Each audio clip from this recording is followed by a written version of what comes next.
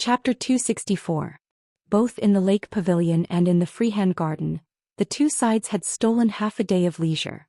In the freehand garden came the long-forgotten Princess Taiping. The conversation between Cao Chongqing and Lu Baijie appeared to be boundless and unrestrained. For some reason they brought up Zhang Julu's earth-shaking governance. The Liang dynasty followed the old system of 3 provinces and 6 ministries. Among the 3 provinces, the Xianxia province had the greatest responsibility and was divided into 6 ministries. The Xianxia ministers of the 6 ministries were fully deserving of the title of First Minister of the Imperial Court. The Xianxia ministers of the 6 ministries were fully deserving of the title of First Minister of the Imperial Court. The Xianxia ministers of the 6 ministries were fully deserving of the title of First Minister of the Imperial Court.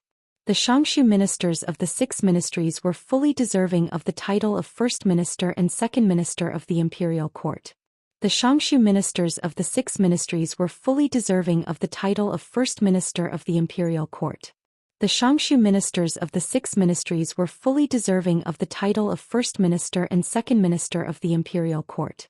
The Xianxia ministers of the 6 ministries were fully deserving of the title of First Minister of the Imperial Court.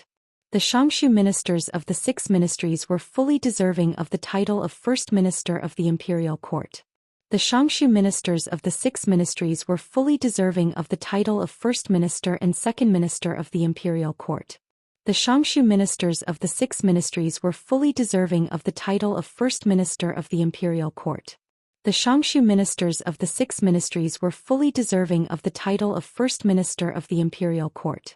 The Xianxia ministers of the 6 ministries were fully deserving of the title of First Minister of the Imperial Court.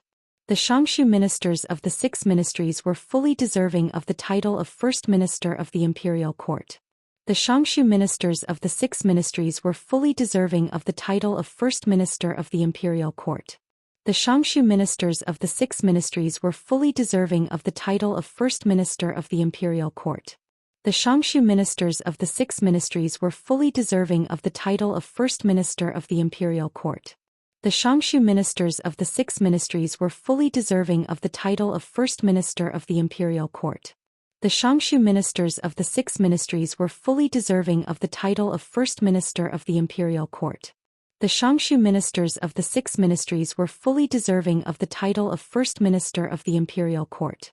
The Xianxia ministers of the 6 ministries were fully deserving of the title of First Minister of the Imperial Court. The Xianxia ministers of the 6 ministries were fully deserving of the title of First Minister of the Imperial Court. The Xianxia ministers of the 6 ministries at that time, it immediately attracted a lot of criticism. Firstly, it was said that this purple-bearded, blue-eyed man had forgotten his roots. Secondly, it was said that he only dared to pick soft persimmons to bully. Cao Chongqing said softly, "Selecting scholars for poetry is an ancient method. Of course it's empty and unrefined. Writing a good poem may not be able to govern the world well. But if we select Confucian scholars according to Zhang Bian's 8-paragraph essay, it's hard to say how big the pros and cons are." Mr. Tongxi, Lu Baijie said with a laugh. "I originally thought that Mr. Chao's method of dealing with Grand Secretary Zhang was a forceful whipping." Cao Chongqing shook his head and said, "A carp leaping over the dragon's gate. Zhang Julu is personally erecting a dragon's gate for the scholars. This kind of grand and magnificent style is only inferior to Huang Longshi. Once this method was put out, if it was successful and spread throughout the world, it would be equivalent to finding a smooth path for the poor scholars. The foundation of the rich and powerful families would be shaken again." Zhang Julu was indeed talented in economics. He was well aware of the principle that it was better to let loose than to block the will of the people. The spring and autumn period was precisely because he had completely blocked the path of the people's advancement, which led to the chaos. It's just that those aristocratic families aren't all blind. At this point Cao Chongqing stopped talking. Lu Baijie couldn't help but smile wryly. Didn't the open-minded elder brother Lu Daolin also detest the 8th stage? Let alone people like Yuan Jiangyan. It was only because Zhang Julu was currently favored like the sun in the midday sky, the emperor supporting him without holding back, that he had to swallow his anger. No matter how great the favor was, there would always be a day when it would weaken. When the time came, the rich and powerful families would erupt in anger. What would happen to Zhang Julu, heaven knew. With Zhang Jilu's insight, it wasn't necessarily that he didn't see this hidden danger. The deeper the rebound, the greater the danger. It was just that he didn't know why this first pillar of the dynasty always insisted on doing this. Cao Chongqing was outside of the situation. Moreover, unlike Lu Baijie, who had been focused on martial arts for many years, he could see the general trend of the world more clearly. The reason why he admired that blue-eyed man was because this person had a deep fear of Bailiang Su Shao, and even had a prejudice against the big shots of the Ministry of War headed by Gu Jiantang. However, it wasn't limited to the struggle for power in the imperial court. In the true sense, he was resolute in his plans for the long-term stability of the dynasty. If it was an outstanding figure with the slightest desire for power, he would spend a lot of energy to deal with a prince with a different surname, Su Shao, or even the 6 vassal princes to stabilize his position in the emperor's heart. However, Zhang Jilu was different. For the sake of the overall situation, he was willing to work together with Gu Jiantang to plan things together, and could confide in the elders of the 8 kingdoms. Cao Chongqing was good at observing the situation and was good at judging the situation. He could roughly see that Zhang Jilu might have done a great favor to the Liang dynasty when he was alive, so much so that even the title of chief scholar and posthumous title of Wenjing were insufficient to describe his great achievements. However, after his death he would most likely bring disaster to his family. He was far less intelligent than the black-clothed sickly tiger Yang Taisui. Cao Chongqing sighed in his heart. As scholars, we will not pass on this responsibility. It is a pity that Zhang Jilu was not born in West Chu. Lu Baijie wanted to say something but hesitated. Cao Chongqing smiled and said, "Tangxi, if you have something to say, say it." Lu Baijie, who had already guessed the inside story, went straight to the point and asked, "Is he not afraid that His Royal Highness will take the initiative to join forces with Zhao Go? Not only will he be able to keep Princess Taiping, but he will also be able to express his loyalty to the court?" Cao Chongqing laughed and said, "That is good. To tell you the truth, this kind of seemingly unreasonable move is exactly what Cao Chongqing wants." The old god of swords, who had been kicking at the side, laughed coldly and interrupted, "Don't worry. That Su fellow is not that stupid." Cao Chongqing did not think much of it. He slowly got up and walked out of the freehand garden. The old man with the sheepskin fur coat sighed and said, "This old man can roughly guess how this fellow will end up. Scholars are full of evil tricks. Sai, it looks like that Su fellow is going to lose this time." The green-clothed Chao Guanzi came to the pavilion. Jiang and I just happened to come out of the pavilion and stand on the steps. Cao Chongqing bowed and said, "If the princess wants to marry into the Bailiang palace, Cao Chongqing can leave today." Jiang and I looked as if he had been struck by lightning, his face pale. If some things are not said clearly and you deceive yourself and others, you can be muddle-headed for the rest of your life and play around easily. But if it is said clearly, even immortals have no leeway to mediate. In the pavilion, Su Fengyan subconsciously raised his hand as if he wanted to pull something, but he put it down in the end. Lifting something is not heavy, but putting it down is difficult. Jiang and I turned his head and glanced at His Royal Highness, who was always frivolous and always had a smile on his face. Su Fengyan, who was sitting cross-legged on the bench, smiled and waved his hand. Cao Chongqing said expressionlessly, "Cao Chongqing will definitely keep his promise." Su Fengyan withdrew his smile and only said one word. "Scram." Chapter 265. His Royal Highness gritted his teeth and said, "Scram," to everyone's satisfaction. As a result, the entire pavilion cracked inch by inch. Su Fengyan accompanied Jiang and I, who had regained her identity as Princess Taiping, as they walked slowly with their backs to the pavilion. When Su Jihu, the old sword god, and the others heard the commotion and rushed over, they only saw Su Fengyan sitting in the dust.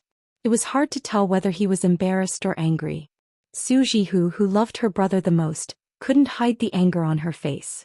She wished she could use the military seal to encircle and annihilate the rebellious Chao Guanzi. In the past 2 days there were 2 major events in Yangchun City. One was the gathering of famous people in Baogua Temple. The other was Gu Jiantang's former subordinates leading troops into the city. They were undoubtedly targeting the crown prince of Bailiang. With the connections Su Jihu had accumulated in Gangnam-do over the years, it wasn't that he couldn't take advantage of the situation.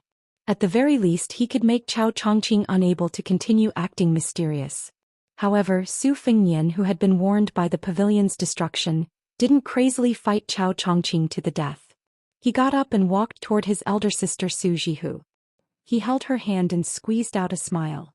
Su Jihu felt even more uncomfortable, but she finally managed to hide the anger on her face. The siblings returned to the comfortable garden and sat down. Not long after, Blue Bird stood at the door and reported, "Princess Chong, Your Highness Jiang and I and Chao Chongqing have left in the carriage arranged by Tang Shi Sword Saint." Su Fengyan asked, "Li Chungang left with them?" Blue Bird shook her head and said, "No, the old sword god asked me to pass a message to Your Highness. He will only leave when he returns to Bailiang." Su Fengyan laughed and said, "What a great reassurance." Su Jihu hesitated for a moment and took out a letter from her sleeve.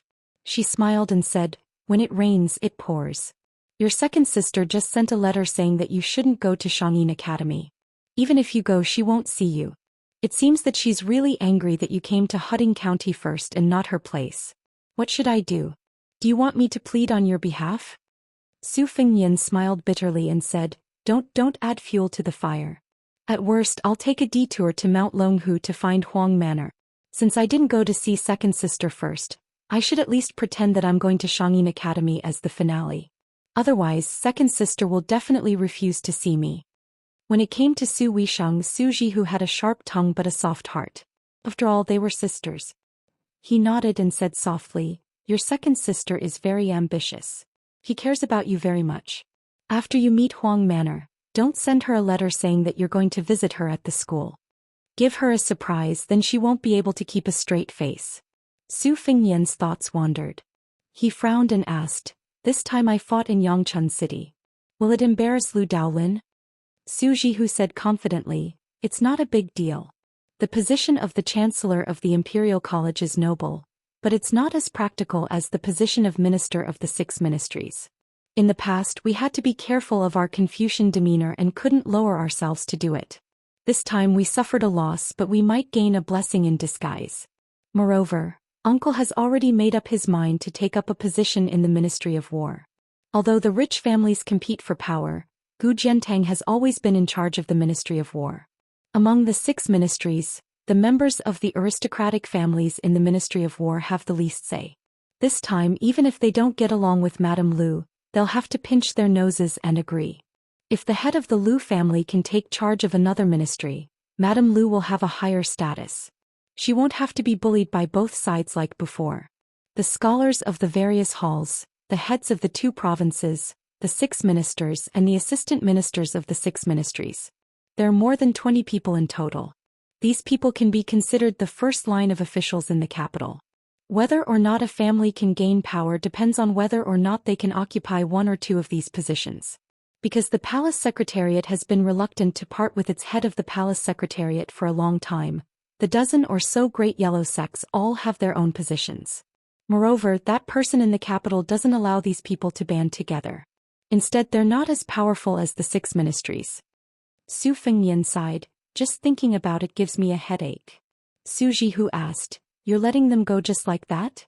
Su Fengyan said helplessly, "Chao Zhongqing, this fellow is an old sparrow on the spring god lake. What kind of storms and waves hasn't he seen before? The fact that he didn't make a move against me is already giving face to Jiang and I. In front of me were 2 paths. The first was to hope that Li Chungang would go all out and pull in Zhaogo the government and the military to kill Chao Chongqing together. If I offended him too much like this, it would ruin Chao Chongqing's overall situation. Once he escapes, let alone me, perhaps even Su Shao would have to brace himself to deal with his assassination. I know that this kind of expert sneak attack is unsolvable. A single miss he has put my life on the line several times. If Chao Chongqing wants to kill someone, only that person in the capital can barely maintain a stalemate. The other path was that what the eye doesn't see, the heart doesn't grieve over. What can I do? What can I do when my skills are not as good as his? Jianghu is a dangerous place. As a result, if one drifts in Jianghu, how can one not suffer a blade?" This was what Wen Hua said, and it really made sense. Otherwise, I would like to heroically say to Chao Guanzi that if he has the ability, then come and fight me. But can I? It's possible that as soon as I finished speaking, my head would be taken away. Su Jihu patted the back of his Royal Highness's hand and consoled, "The sooner you master the Bailiang cavalry, the sooner you don't have to be afraid of anyone." Su Fengyan smiled, "Sis, don't worry. The The 6,000 li that I walked with old Huang was not in vain. My heart won't be broken so easily. When Hua's dog mouth can't spit out ivory, but how can he not suffer a blade? There's another sentence after that, it's very chewy. Su Jihu curiously asked, let's hear it. Su Fengnian laughed and said, if one drifts in Jianghu, how can one always suffer a blade? Su Jihu clutched his stomach and laughed until tears suddenly flowed out of his eyes. It wasn't clear whether he was amused or sad. This was the second time today that Su Fengnian helped his elder sister wipe away her tears. He gently said, sis, it's about time for me to leave. If you continue crying, I won't be able to leave. Su Jihu suppressed the reluctance in his heart and pretended to be magnanimous. Go, go, go. I originally wanted to introduce you to some beauties with clean backgrounds. The women in Gangnam-do are all fresh and beautiful. It's better that you leave lest my heir Qiao's soul is distracted. Su Fengnian laughed involuntarily and said, that girl heir Qiao is muddle-headed or blind. Why would she fall for me? Su Jihu's eyes unknowingly filled with tears again. He laughed with a sobbing tone. Do you think that everyone is as heartless as that girl Jiang and I? You leave just like that. Even if you raise a dog, you've already developed feelings for it. Su Fengnian sighed. Sis, you've gone overboard. Su Jihu heavily exhaled and said indignantly, it's not easy for her either. She's so small and yet she has to carry the entire West Chu on her shoulders. At the end of the day, Chao Zhangqing is the one who isn't a good person. Entering the imperial palace 3 times in these years sounds quite heroic, but in the end he still has to use Jiang and I, this young girl, as a scapegoat. He really can't protect his reputation. Su Fengnian stood up and said, I'm going out for a walk. Su Jihu worriedly asked, are you all right? Su Fengnian made a pig's face before Su Jihu let him go. Blue Bird did not follow. Su Fengnian walked to the entrance of the courtyard alone. He withdrew his feet and walked into a side room in the courtyard. It was elegant and clean. In the corner of the room there was a large bookcase.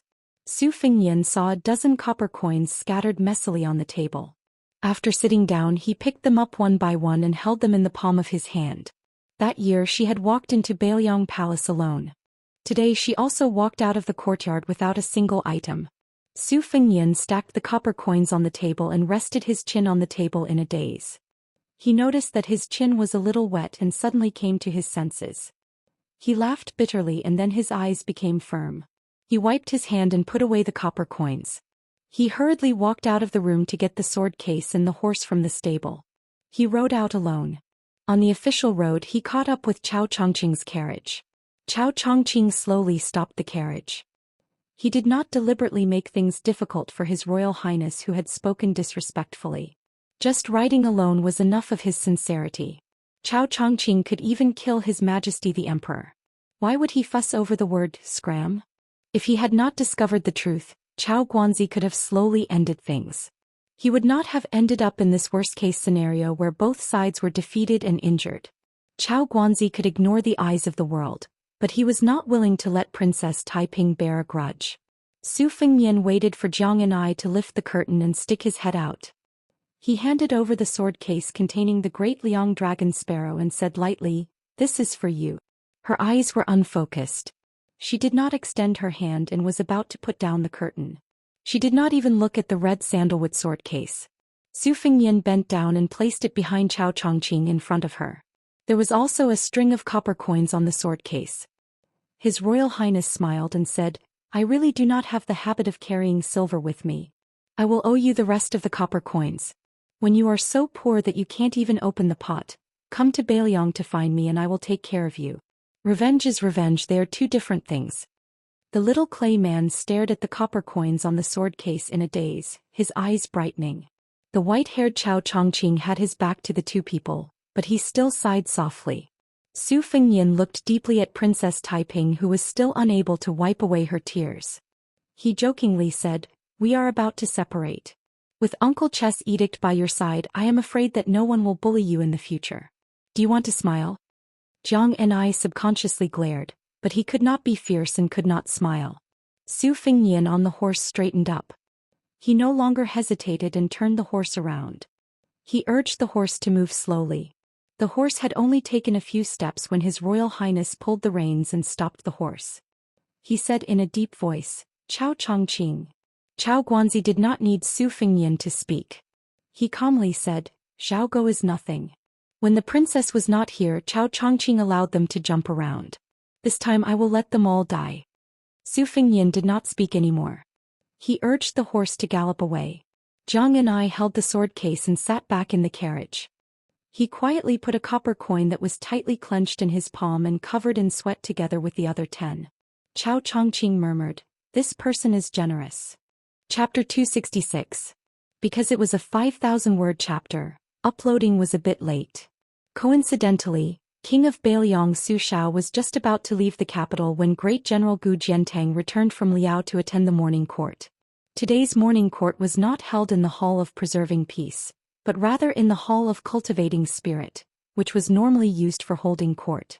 Outside the southern gate, Grand Secretary Zhang Julu led the Zhang faction, the military general of the Ministry of War, the Green faction led by Wen Tai and Hong Lingshu, and the old Grand Preceptor of West Chu, Sun Shiji, who had been silently criticized by the local dignitaries of the Liang dynasty as a servant of 2 surnames, led the old and new nobles of the 8 countries. Grand Secretary Zhang had always arrived at the court at the right time, neither too early nor too late. Together with the Green factions Wen and Hong, the 2 pillars behind Shangzhu Guo Lu Feiqi, they were both old, so under normal circumstances they would arrive rather late. On the contrary, it was the snow-white-browed Sun Shiji who always arrived outside the Tai and Imperial Gate early, to show that he was an old steed in the stable, but he was used to being taciturn. This old man, who was once known as West Chu's twin jade annulus along with the spring and autumn Marshal Saint Yi Baikui, now occupied a high position in the dynasty, in charge of a province with the power to rebuke and the responsibility to admonish. After entering the dynasty he never retreated, never spoke in general terms. Sun Shiji had a head full of white hair, his skin wrinkled like an old pine tree. His health was not too good, from time to time he would catch a cold in winter and suffer from heatstroke in summer. His Majesty even made an exception for this old official, granting him a seat. However, right now, it looked like Old Man Sun's spirit was still flourishing. Around him gathered a group of old and new remnants of the 8 countries, all of them about 60 years old. The second generation of new remnants didn't mind openly standing together with the other 3 factions, exchanging polite greetings, talking about some harmless and amusing matters. Sun Shiji raised his head, seeing 2 colleagues walking over from the distance. The old Grand Preceptor's expression was cold. When the civil and military officials all sensed the appearance of these 2, they immediately shut their mouths. One of the 2 wore first-rank embroidered crane civil official robes, purple beard and blue eyes. His figure was tall, his appearance clear and unique, his steps unhurried. The other person was dressed in a first-rank martial official uniform embroidered with a qilin, a pair of long and narrow red phoenix eyes. When he looked at people and things, his eyes would always be narrowed. Not only did he not give others a feeling of elegance and charm, he instead added a bit of gloominess. His steps were firm. This person got off the carriage with Grand Secretary Zhang Julu and walked over together. Perhaps it was because his steps were faster. At first the 2 walked side by side, but they gradually passed Grand Secretary Zhang by a body's length. However, he still didn't seem to realize that this was inappropriate, directly walking towards Taiyan Gate. Of all the civil and military officials in the imperial court, only Great General Gu didn't bother with trifles like this. Gu Jiantang's way of doing things was a bit domineering, but his speech was still respectful. He didn't speak with Gu party's direct line of descent, instead first greeting Sun Shiji. Old Sun nodded with a smile. The old man didn't have any bad feelings towards this famous general from the spring and autumn period. After all, the ones who destroyed West Chu were Su Rintu and Qin Bai, this pair of adopted father and son. The Imperial Secretariat's Great Yellow Gate was the son of Heaven's inner court officials. This Great Yellow Gate was not a eunuch's Great Yellow Gate. The 2 couldn't be mentioned in the same breath. Only the Imperial Secretariat's Great Yellow Gate was closest to the emperor, not losing out in the slightest to the eunuchs in the palace. Moreover, the Great and Great Yellow Gate's reputation in the scholarly world were all excellent, so they were the most confident in front of the eunuchs, wishing they could seize the opportunity to purge the emperor's side to show their true colors as loyal officials. As a result, they were greatly feared by the eunuchs. As a result, the Imperial Secretariat's Great Yellow Gate's status was noble and illustrious. More than 10 of them were popular in the imperial court, but they didn't stand on their own against the 4 factions and instead dispersed. There was a large disparity in the age of this group. There was no lack of older people like Sun Shiji, and there was a large number of people like Gu Jiantang. The youngest ones were not even 30 years old. One of the newest members of the Big Yellow sect was a foreigner. His reputation was not bad, and his self-made Jean Lanting familiar proclamation was widely praised in the capital. However, under normal circumstances, according to his qualifications and knowledge, he was far from being qualified to enter the Hall of Governmental Affairs as a Yellow Gatekeeper. Even the Little Yellow sect was in danger, let alone the Big Yellow sect. However, for some reason this kid had been personally recommended by the King of Bailiang. Not long ago, before Su Dajua had arrived in the capital, Jean Lanting's edict to enter the Hall of Governmental Affairs had been quickly sent to the northwest. This was the first official morning court session for the Emperor of Jin Huang. This kid was born in an ordinary noble family and did not have a strong foundation in the capital. The arrogant officials in the capital also did not like this lucky guy. They could not afford to offend the King of Bailiang. Are you a student of the King of Bailiang? Fine, we won't find trouble with you, but if you want to have a good chat with you, there's no way. So what if you're the new Great Yellow Gate? How many big shots in the capital have been eyeing this position? In the end, a nobody from outside the capital snatched a big piece of fat meat from their bowl. How could they not be angry? Jean Lanting, who had never interacted with the officials in the capital, seemed a little uneasy. He stood alone in the corner, being stared at by the cold eyes all around him, and his body was covered in sweat. The complacency he had when he first entered the capital was swept clean. There was even a casual rider from the nearby Minxiao province who sneered, "People say that the Northwest barbarians are monkeys wearing hats. I didn't believe it in the past, but now it seems like it's true." Soon after, several other young and strong officials who were colleagues of the Minxiao province, such as the Minxiao province's Minxiao province official, laughed and repeated the word "sure enough." This made the isolated and helpless Jean Lanting really want to dig a hole and crawl into it. Jean Lanting now truly felt the xenophobia of the capital's officials. His body was weak, his personality also not that resolute. After suffering this type of grievance that he had never expected to encounter before, his eyes immediately turned completely red, actually showing signs of tears. This even more so provoked the sneers and mockery of some of the officials who were the best at bullying the weak. At this time, Grand Secretary Zhang Julu looked over from the distance. When he saw this scene, he frowned slightly, stopping his steps. Gu Jiantang originally intended for Grand Secretary Zhang to enter the imperial city first, but when he saw the Grand Secretary turn around and walk away, Great General Gu didn't stand on ceremony either, taking the lead to walk through the main gate. The Gu generals naturally followed in a line. Sun Shiji and Green Party's 2 great consecrators also followed closely behind.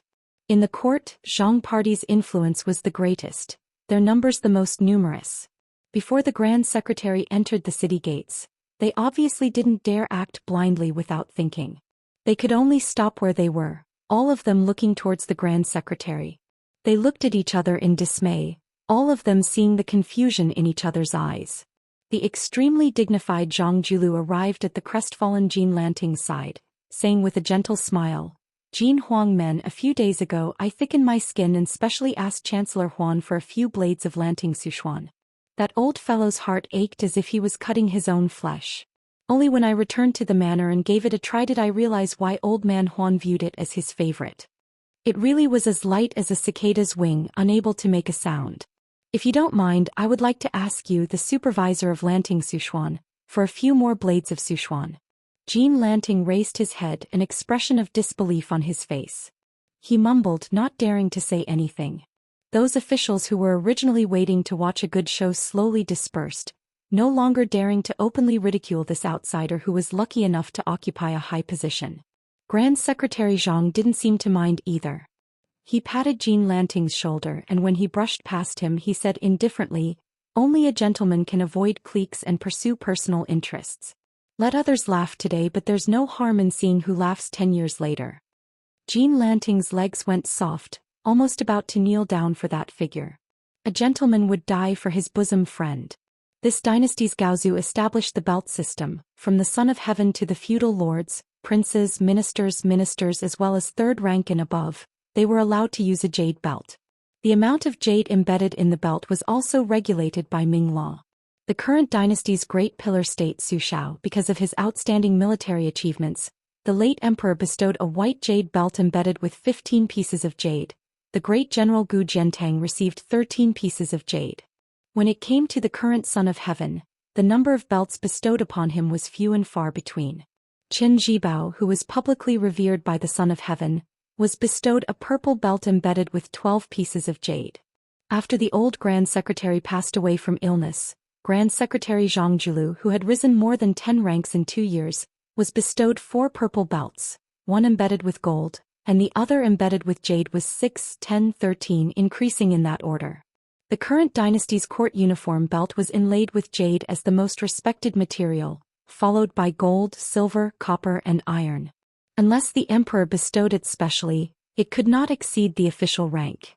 The standard of a jade belt could not exceed a lightning pool, but it was an ancient custom for gentlemen to love jade. The imperial court didn't forbid the hanging of jade pendants at the waist.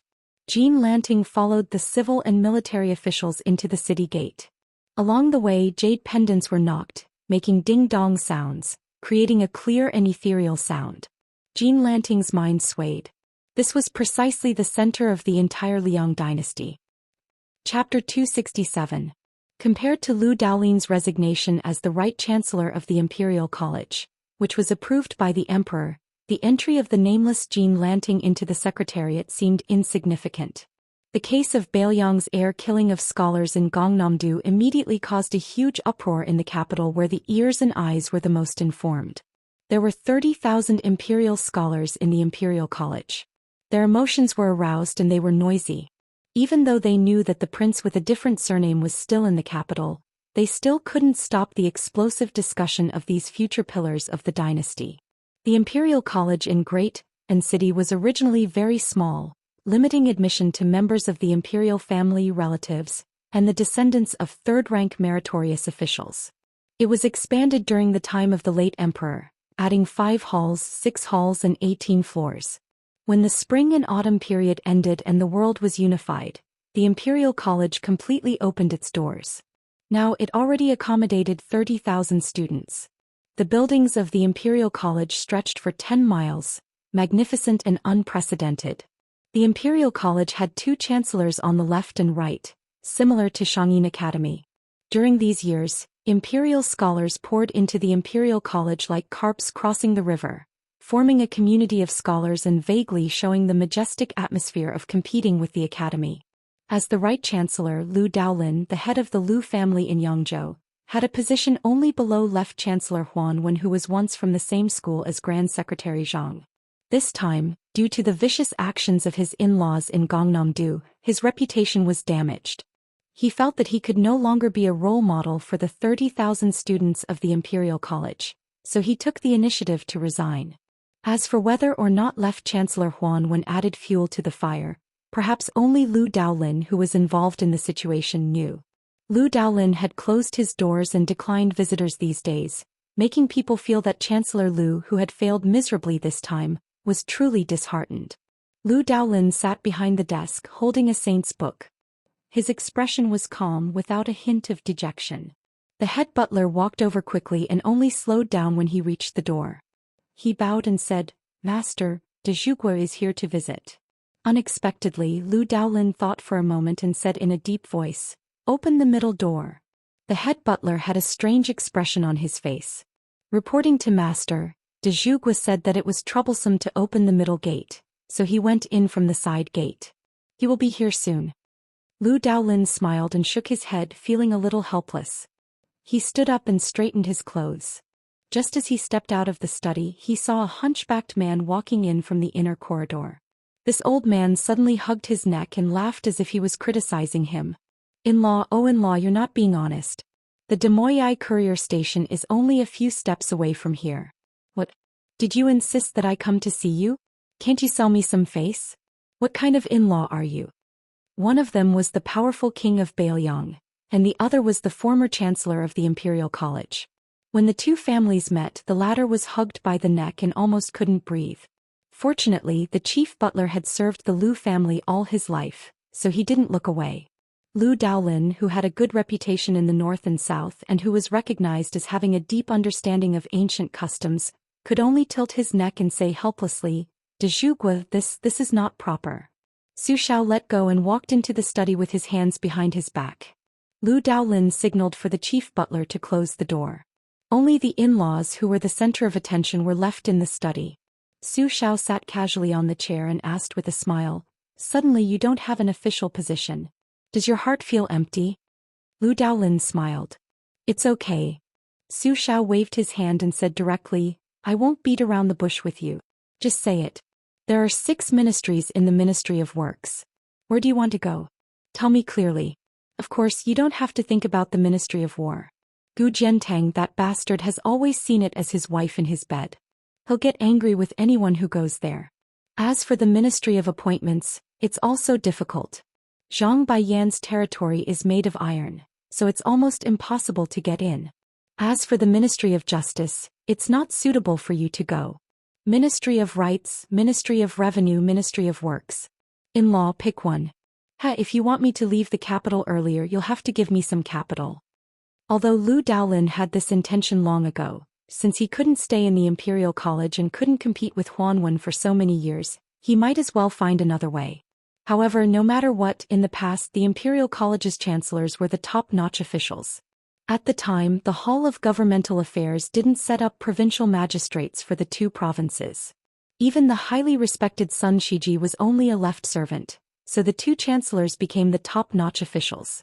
Speaking of which, since Lu Daolin had only lost to Huanwen in the Imperial College these years, he naturally cultivated many of his confidants.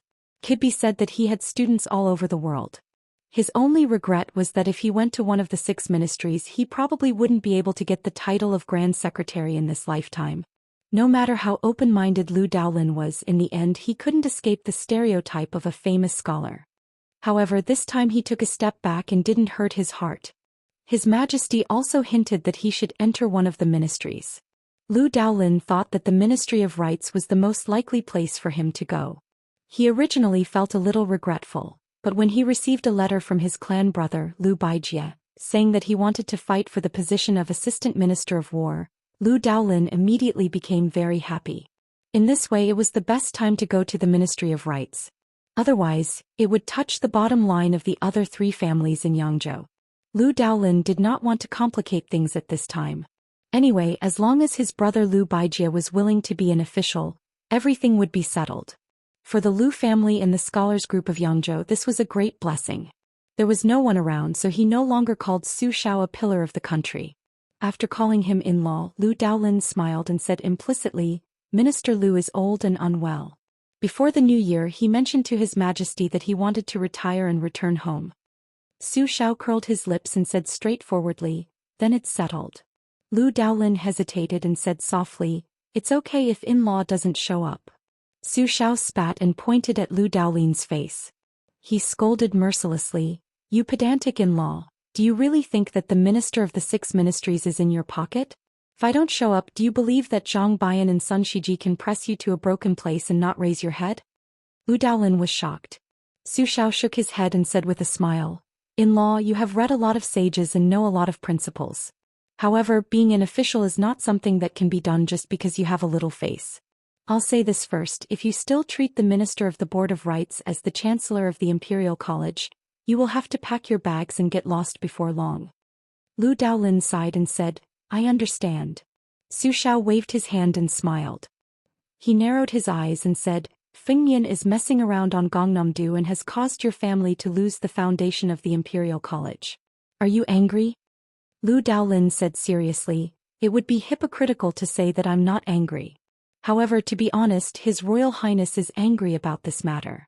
If a family member doesn't help a family member, no matter how big the family business is, it will be ruined. This is a principle that even a country bumpkin understands. Lu Daolin understands." Lu Daolin then said with a guilty expression, "I have already written a letter to Xian Lang.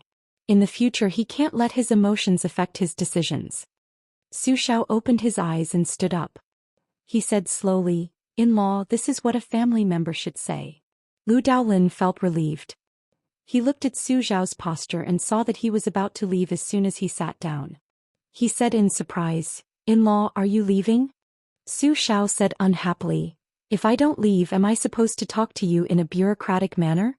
I'm leaving. Back to Bailiang." Lu Daolin was speechless. When Su Xiao walked out of the study, he laughed softly and said, "Don't worry about His Majesty being suspicious of you and me. The law is nothing more than human feelings. Since we are in-laws, we have to act like in-laws. If we are unfamiliar with each other, we are worse than outsiders and enemies. Only then will people not understand. Only when they don't understand will they blindly think about it. That's right, right?" Lu Daolin, who had been gloomy in his heart, was completely relieved. The king of Bailiang came and went in a hurry. What Lu Daolin didn't know was that Princess Suizhu was sitting in the carriage outside the manor. She was on a private visit. After Su Xiao sat in the carriage, the princess pulled on his sleeve and said with a sad face, "Uncle Su, can you not leave the capital? Xiaoye is so bored." Su Xiao smiled and said, "There's no other way. Uncle has a busy life. How about I have Feng Yin come to the capital to play with you?" Princess Suizhu's eyes rolled around. Su Xiao rubbed her head and said, "Look, you still have a grudge in your heart, don't you? All right, Uncle can only take out his trump card and take you to eat a few big bowls of almond tofu. When the time comes, Uncle won't be happy if you're angry with Feng Yin." The princess shook the cuffs of the big pillar of the kingdom like a spoiled child and snorted twice. She smiled brightly and said, all right. For Uncle Su's sake, I won't lower myself to that guy's level." On this day, he and Princess Suizhu ate a bowl of almond tofu that cost 3 copper coins. According to the history books, this was the last time the king of Bailiang, Su Xiao, entered or left the capital. After the king of Bailiang, who was still wearing the clothes of a rich man, left the city, he walked out of the carriage and looked at the towering city wall with his hands in his sleeves. Beside him stood the sickly tiger in black, Yang Taisui. Su Xiao sighed and said, "Bald donkey Yang, after today, we probably won't see each other again in this lifetime, right?" The state preceptor nodded woodenly. Su Xiao smiled and said, "Whoever dies last, remember to go to the grave and offer wine on the tomb." Yang Taisui said calmly, "I'm poor and can't afford good wine, so I'll definitely die first. It's a profit." Su Xiao reached out and rubbed the state preceptor's bald head and said, You're not even willing to suffer a small loss in your life. It's a loss to be your brother." The two who had overturned 8 countries while chatting and laughing parted just like that. The old monk in black stood in place and watched the carriage go away. He rubbed his bald head and finally lowered his head and put his palms together. The only person in the world who could make this old monk bow his head willingly was Su Xiao of Bailiang. Chapter 268. Among the 36 palaces of Wudong, the Taishu Temple on the Big Lotus Peak was the tallest. Its eaves were called Daijing Jiao. It was famous because of the sword that once belonged to the immortal Zhou Xian. At this time, a young Taoist wearing a different robe from Wudong was sitting near Lu Dongshuan's sword. There was a long ladder under his feet. The elegant Taoist was carrying a wooden bucket and repainting the mottled eaves of Daijing Jiao. It was Xianxia from the celestial master residence of Longhu Mountain. Looking around, the clouds were rolling and the wind was blowing. The 72 peaks of Wudong were like a celestial island on the sea. Xianxia was in a daze for a moment as he heard the melodious sound of the morning bell on the mountain. These days he lived on Wudong Mountain and wanted to defeat the leader of Wudong who rode the green ox. He rarely fought. Most of the time he was forced to fight with the cowardly Taoist. Unintentionally, he also benefited a lot. When he heard that Daijing Jiao needed to be painted, he thought that there was a celestial sword here that he had been fascinated by since he was young. He promised the lazy Hong to do the work. Xianxia never cared about these details and was not afraid of being criticized by the celestial master residents. Thinking of this, Xianxia was a little absent-minded. Wudong Mountain was really different from the celestial master residence. They did not compete with others. Occasionally there were disputes, but Xianxia did not care about them. He just tilted his head and glanced at Lu Dongshuan's sword. The name of the sword could not be verified. There was no record of it in the ancient books of Taoism. There were only some rumors in the streets. Privately, they gave the celestial sword some names like Dragon Slayer or Green Sky. It sounded very imposing. Xianxia certainly did not believe it. However, it was true that this celestial sword did not have a scabbard. Zhou Xian once said, "Only heaven and earth can make the sword robe of this sword." The sword robe was the scabbard. But now the ancient sword had a peachwood scabbard. Xianxia remembered this and did not know whether to laugh or cry. Some time ago he asked the leader with the surname Hong. That guy hesitantly told the truth. Only then did Xianxia know that Hong made the scabbard for the celestial sword when he was young. As for the reason, the young leader refused to say it even if he was beaten to death. If it was in the Celestial Master Mansion, Immortal Lu's relics would have long been hidden in the main hall and enshrined with layers of talismans. Not to mention adding a scabbard without permission, it would be difficult to even see it. Taking 10,000 steps back, if he really wanted to find a sword room for the immortal sword, he would at least need a python's skin and tendon to match his identity. Wudong Mountain had too few rules. Xianxia lowered her head to look. The one with the surname Hong was practicing a fist technique. Behind this young chief, there were close to 100 Wudong Taoists who practiced fist techniques. They were both young and old. At first, the ones who practiced with the bullriding martial arts were just little Taoists who thought it was fun. Over time, the older generation of Taoists smelled the ancient charm of the martial arts. Twice a day, during the morning bell and evening drum, they would voluntarily come to the Taishu temple to practice with them. The bullriding martial arts started with a plain momentum and was purely natural. In general, the martial arts were big circles within small circles, big circles within small circles, like a silkworm spinning silk continuously. Xianxia had never seen this set of boxing style. Later, when it was mentioned, she knew that it was created by Hong, who watched the bells and drums on the mountain all year round. Although Xianxia had been practicing swordsmanship since young, she naturally knew what was good and what was good. This boxing style accumulated thousands of caddies, pulling a big frame like covering the sky and earth. When it entered a small frame, it was like a mustard seed containing Mount Sumeru. Not to mention the actual combat effect, the most important thing was the concept. To be honest, Xianxia was somewhat jealous of this guy's talent. On the square, the young leader slowly retracted his fist. The rest of the Taoist movements were the same. They were already 20 to 30% similar. An old Taoist came forward to ask for advice from the leader. As he spoke, he praised that if one practiced this boxing style for a long time, they would be able to walk on ice in the abyss without moving, like a mountain hitting the water in the middle of the river. The young leader listened without blushing or being proud. He laughed and said that it was nothing. The old Taoist was worried and said that if this set of boxing style could be learned by everyone on the mountain, it was hard to guarantee that it would not be secretly learned by outsiders.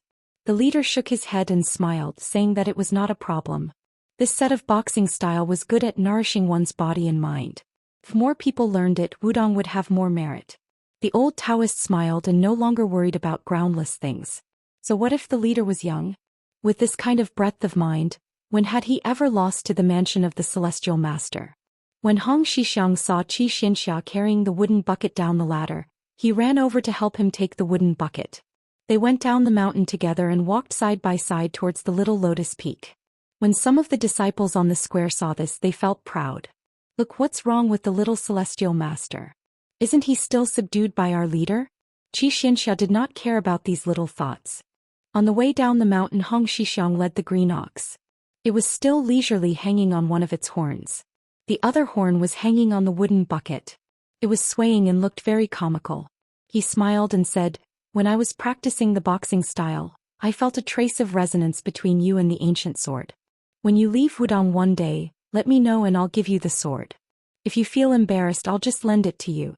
Xianxia was not happy but angry. He reprimanded, "Ancestor Lu's relic is the weapon of your Wudong for 500 years. How can you treat it as child's play and give it away just like that?" Hong Xixiang did not care and said, "Didn't I say that I'll lend it to you?" Xianxia snorted coldly, "Don't mention this again." Hong Xixiang said with emotion, "His Royal Highness is still the most daring. When we went down the mountain, if it wasn't for me hugging his leg and begging him, you wouldn't have seen this sword." Xianxia was indifferent to this. He only said sincerely, "Outside the box, the world is full. Inside the box, the sword aura is long. Ancestor Lu's style in the past can be seen." Hong Xixiang muttered. Ancestor Lu had warned the emperor to take care of his own fate and not to disturb the emperor's path of governance through internal and external alchemy. Since ancient times, the necromancers caused disasters and caused national disasters. It was all because the traveling immortals entered the imperial court and cultivated for the sake of benefits. How is this true cultivation? It's more like cultivation. Just like your martial uncle Zhao Danping who preached in the capital, he participated in the imperial court's affairs. I heard that he wrote memorials to the heavenly lord with beautiful words. Therefore he was called Scholar Xianxia by the people in the capital. Isn't this great celestial master ashamed? Because he was favored, I don't know how many Daoists and necromancers wanted to rely on this path to achieve a meteoric rise. It's not necessarily not a disaster for the orthodoxy. Chapter 269. Xianxia was probably concerned about the Venerable's taboo. Even though he disagreed with the Longhu celestial master Zhao Danping's actions, his expression remained calm and he did not comment. Hong Xixiang brought Xianxia to the hut where the crown prince of Bailiang used to practice his swordsmanship. The vegetable garden outside the hut was full of greenery. This year he was the one taking care of it. He picked a cucumber, wiped away the thorns and put it into his mouth. The young chief sighed again and again. He thought of the slender girl who carried him up the mountain. He thought of the sword will that senior brother Wang praised under the big gong horn.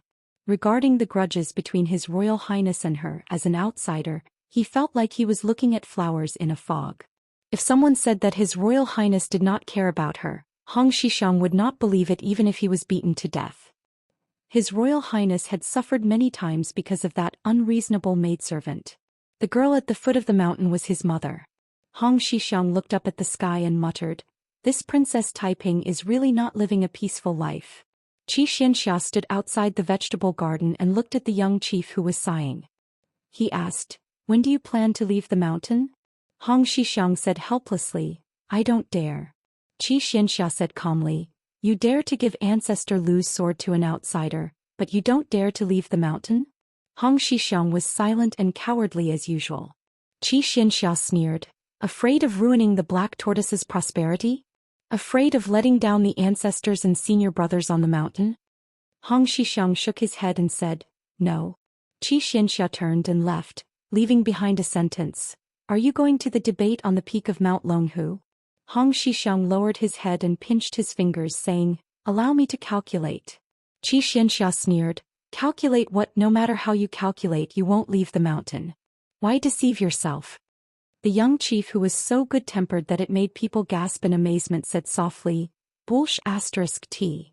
Xianxia laughed and left. Bailiang's frontier fortress. The huge town was heavily guarded and the cavalry was valiant. On this day a sandstorm suddenly rose. Could be said that a river of crushed stones was as big as a bucket. Looking out from the city wall, all one could see was dust, giving off the desolation that was unique to a frontier fortress. But in this kind of chaos, there was still a man in white who went out of the city. Beside him was a graceful woman with a black veil covering her face. The man in white was leading the horse and his posture was very, very low. It was really hard to tell which of the 6 major towns on the border was worthy of this honor. The woman's temperament was otherworldly. She held a pipa in her arms and faced the storm. Looking into the distance, one could see a tornado soaring into the sky. She sat on the horse and said softly in a clear voice, "You openly allowed the enemy of Baimang to leave the city. Aren't you afraid that the king of Bailiang will have a grudge against your adopted son?"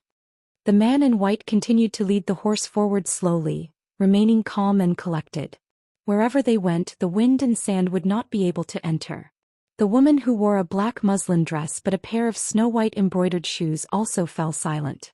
The man in white finally said, "Qin Jibao only knows that the first player of Baimang's horse drum, Fan Bai, has entered the city, but he doesn't know that Princess Qingwan of Baimang has left the city."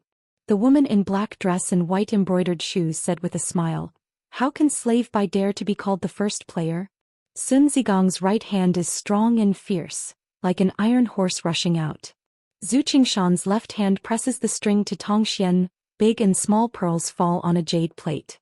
Only then can he be considered a master of the pipa."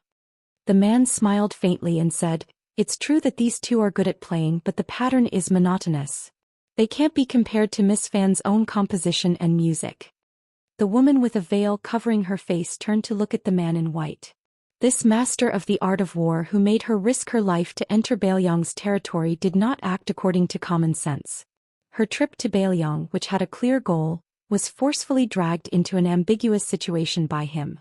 She gritted her teeth and said in a low voice, "General, Slave Bai can guarantee you a place in Beimang in the future. It will only be higher than the Liang dynasty." Qin Jibao shook his head slightly and said, "That's boring." The woman with a special identity frowned and said, "General, are you sure Beimang will lose? Will you be able to make contributions that are not inferior to the Spring and Autumn War? The Bailiang cavalry can be said to be invincible, but because of the restrictions of the imperial court, they have not been able to display their full strength for the past 20 years. However, if you enter Beimang and take control of the military, I can guarantee that you will have no scruples. Is there anything more interesting in the world than being enemies with the Bailiang cavalry?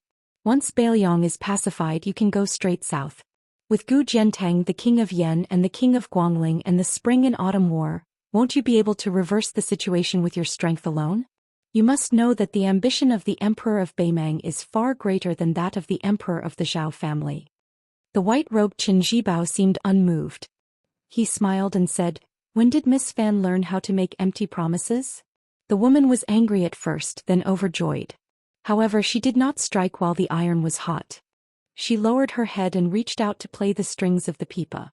Suddenly the silver bottle broke like silk. Her voice was sonorous as she softly sang, "Young men fly away on horseback when they are 15. Can't go back. Yellow sand rolls and stones roll riding alone. All my life I have been spirited, today I have been spirited, today I have been spirited. Iron clothes like snow, war drums beat. When will the white-robed tyrant return? When will he return?" Qin Jibao heard this and dismissed it with a laugh. The woman put away the pipa and the sound of metal and stone stopped. She smiled and said, "Perhaps I am destined to be a general in this life. But to be able to meet you on the battlefield, I was born at the right time." Qin Jibao nodded and let go of the reins. The woman did not pretend to be sentimental. She lowered her eyebrows and said softly, "Since you are not willing to make a decision for the time being, I will wait for you to take control of the 300,000 Bailiang cavalry." Qin Jibao laughed and said, "Miss Fan, you are thinking too much." The woman did not refute. She bent down and reached out as if she wanted to touch Qin Bai's cheek. Qin Jibao did not dodge, but she retracted her hand without touching him. She straightened her back and did not dare to look him in the eye. She turned her head and said bitterly, "General, please forgive me for being rude."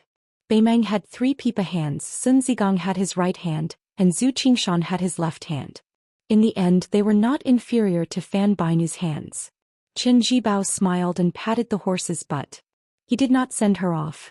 The horse galloped away. Qin Bai, whose heart was as calm as still water, turned his head and squinted at the flag with the word Su on the city wall. He was lost in thought. Liang Dragon, Bailiang Python, Beimang Flood Dragon, Bai Yi could be killed together. Who was the one who said such an evil prophecy? Huang Longshi? Little did he know that Huang Sanjiao, who was full of nonsense and revealed the heavenly secret, was dozens of miles away, forcing a poor ranger to chase after the tornado and practice his swordsmanship. Qin Jibao walked back to the border city expressionlessly. Chapter 270. Everyone knew that there was a saying in Jianzhou, Jiangxi's dragon and tiger, Jiangdong's Xianyuan. Jianzhou was split into 2 by the Xi River.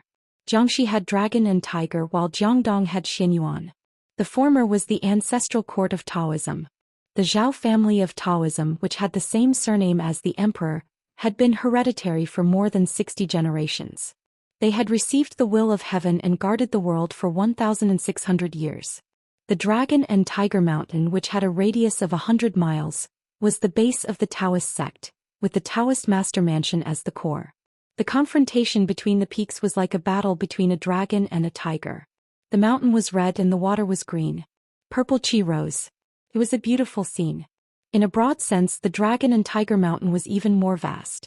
To the west of the Xi River, almost half of it belonged to this Taoist immortal capital. Together with the Zhang family in the north, which had produced a saint master, they were known as Northern Zhang and Southern Zhao. The master of the north and the immortal south had been shining together for thousands of years. The master and disciple walked out of a dilapidated Taoist temple at the foot of Mount Longhu and boarded a bamboo raft to float down. The sloppy old Taoist with a pole was spitting saliva everywhere as he introduced the local customs of Jianzhou to his silly disciple who was leaning on the bamboo raft to catch fish. Let's not talk about our Mount Longhu. Since Xianyuan can stand shoulder to shoulder with Mount Longhu in Jianzhou, it is really not simple. Although unfortunately it is located in the same province as our Taoist ancestral court, it has been only slightly inferior for hundreds of years. What is even more rare is that this family does not become an official. In times of chaos you can cause chaos, and in times of peace you can maintain peace, but I have always been alone with my family and never moved. It is strange to say that Xianyuan only travels in Jianghu, and there are many masters in Jianghu. It is said that there is an immortal jade seal at the bottom of the Mount Longhu in Jiangxi that is inscribed with the words, "By the will of heaven." It's not that I am deliberately biased and want to slander Xianyuan. Anyway, when I was young I asked my ancestor whether there was a jade seal at the foot of the mountain. My ancestor also said that heaven and earth knew, but he didn't know. I think it's hard to say. Therefore Xuanyuan's tablet is also a myth. Jiangdong Xianyuan is not a Taoist sect, but it occupies half of Mount Hui. Therefore it has the sixth blessed land of heavenly abode. I used to go there to enjoy the scenery when I was free. The scenery is not bad at all, especially the main peak of Bull Hill. It is a huge blue stone shaped like a bull lying quietly in the sky. There are 6 waterfalls at the foot of the mountain. Every summer, thousands of carps jump upstream. It is very spectacular. It is similar to the tide-listening lake in Baoyang Palace. At the same time, because there is a saying that there is a dragon king imprisoned at the bottom of the lake, it is also called the Dragon Gate or the Gate of Heaven. The sword god Li Chungang once reversed the flow of the 6 waterfalls with one sword. Even the gate of Xuanyuan's mansion built on the Bull Hill was destroyed by the flood. Li Chungang is known as the Gate of Heaven because of this. The kung fu of this generation's master of Xianyuan should not be weak. It is hard to say whether he is Xianyuan or celestial phenomenon. However, when he competed with others with swords, sabers and internal energy, he lost 3 rounds in a row. It is really sad and lamentable. There is no other way. He can only blame his bad luck. How could he not lose when he competed with Li Chungang at the peak of the mountain? Later on it was even worse. Gu Jiantang, who was still a nobody at that time, fought his way to the Bull Mound. Old man Xianyuan, who had only abandoned his sword for 10 years, lost by 1.5 moves. In the end it was even more laughable. The old man simply abandoned his weapon. Seeing that Qi Xuanzhen was about to ascend to immortality, he recklessly came to Mount Longhu to compete with Qi Xuanzhen in terms of internal energy. At first Qi Xuanzhen ignored him, but the old man kept pestering him and stayed on the mountain peak for half a year. He deserved it. However, the old man has lived a lifetime of bad luck. In the end his sons and grandsons are all quite promising. His only 2 sons and grandsons are too bad. They don't have the slightest bit of immortal aura. They are arrogant and lack manners. They like to humiliate others and can't tolerate the mistakes of others. Their yin and yang are not compatible. No matter how high their kung fu is, they will have to obediently bow their heads when they meet a perfected one of the orthodoxies.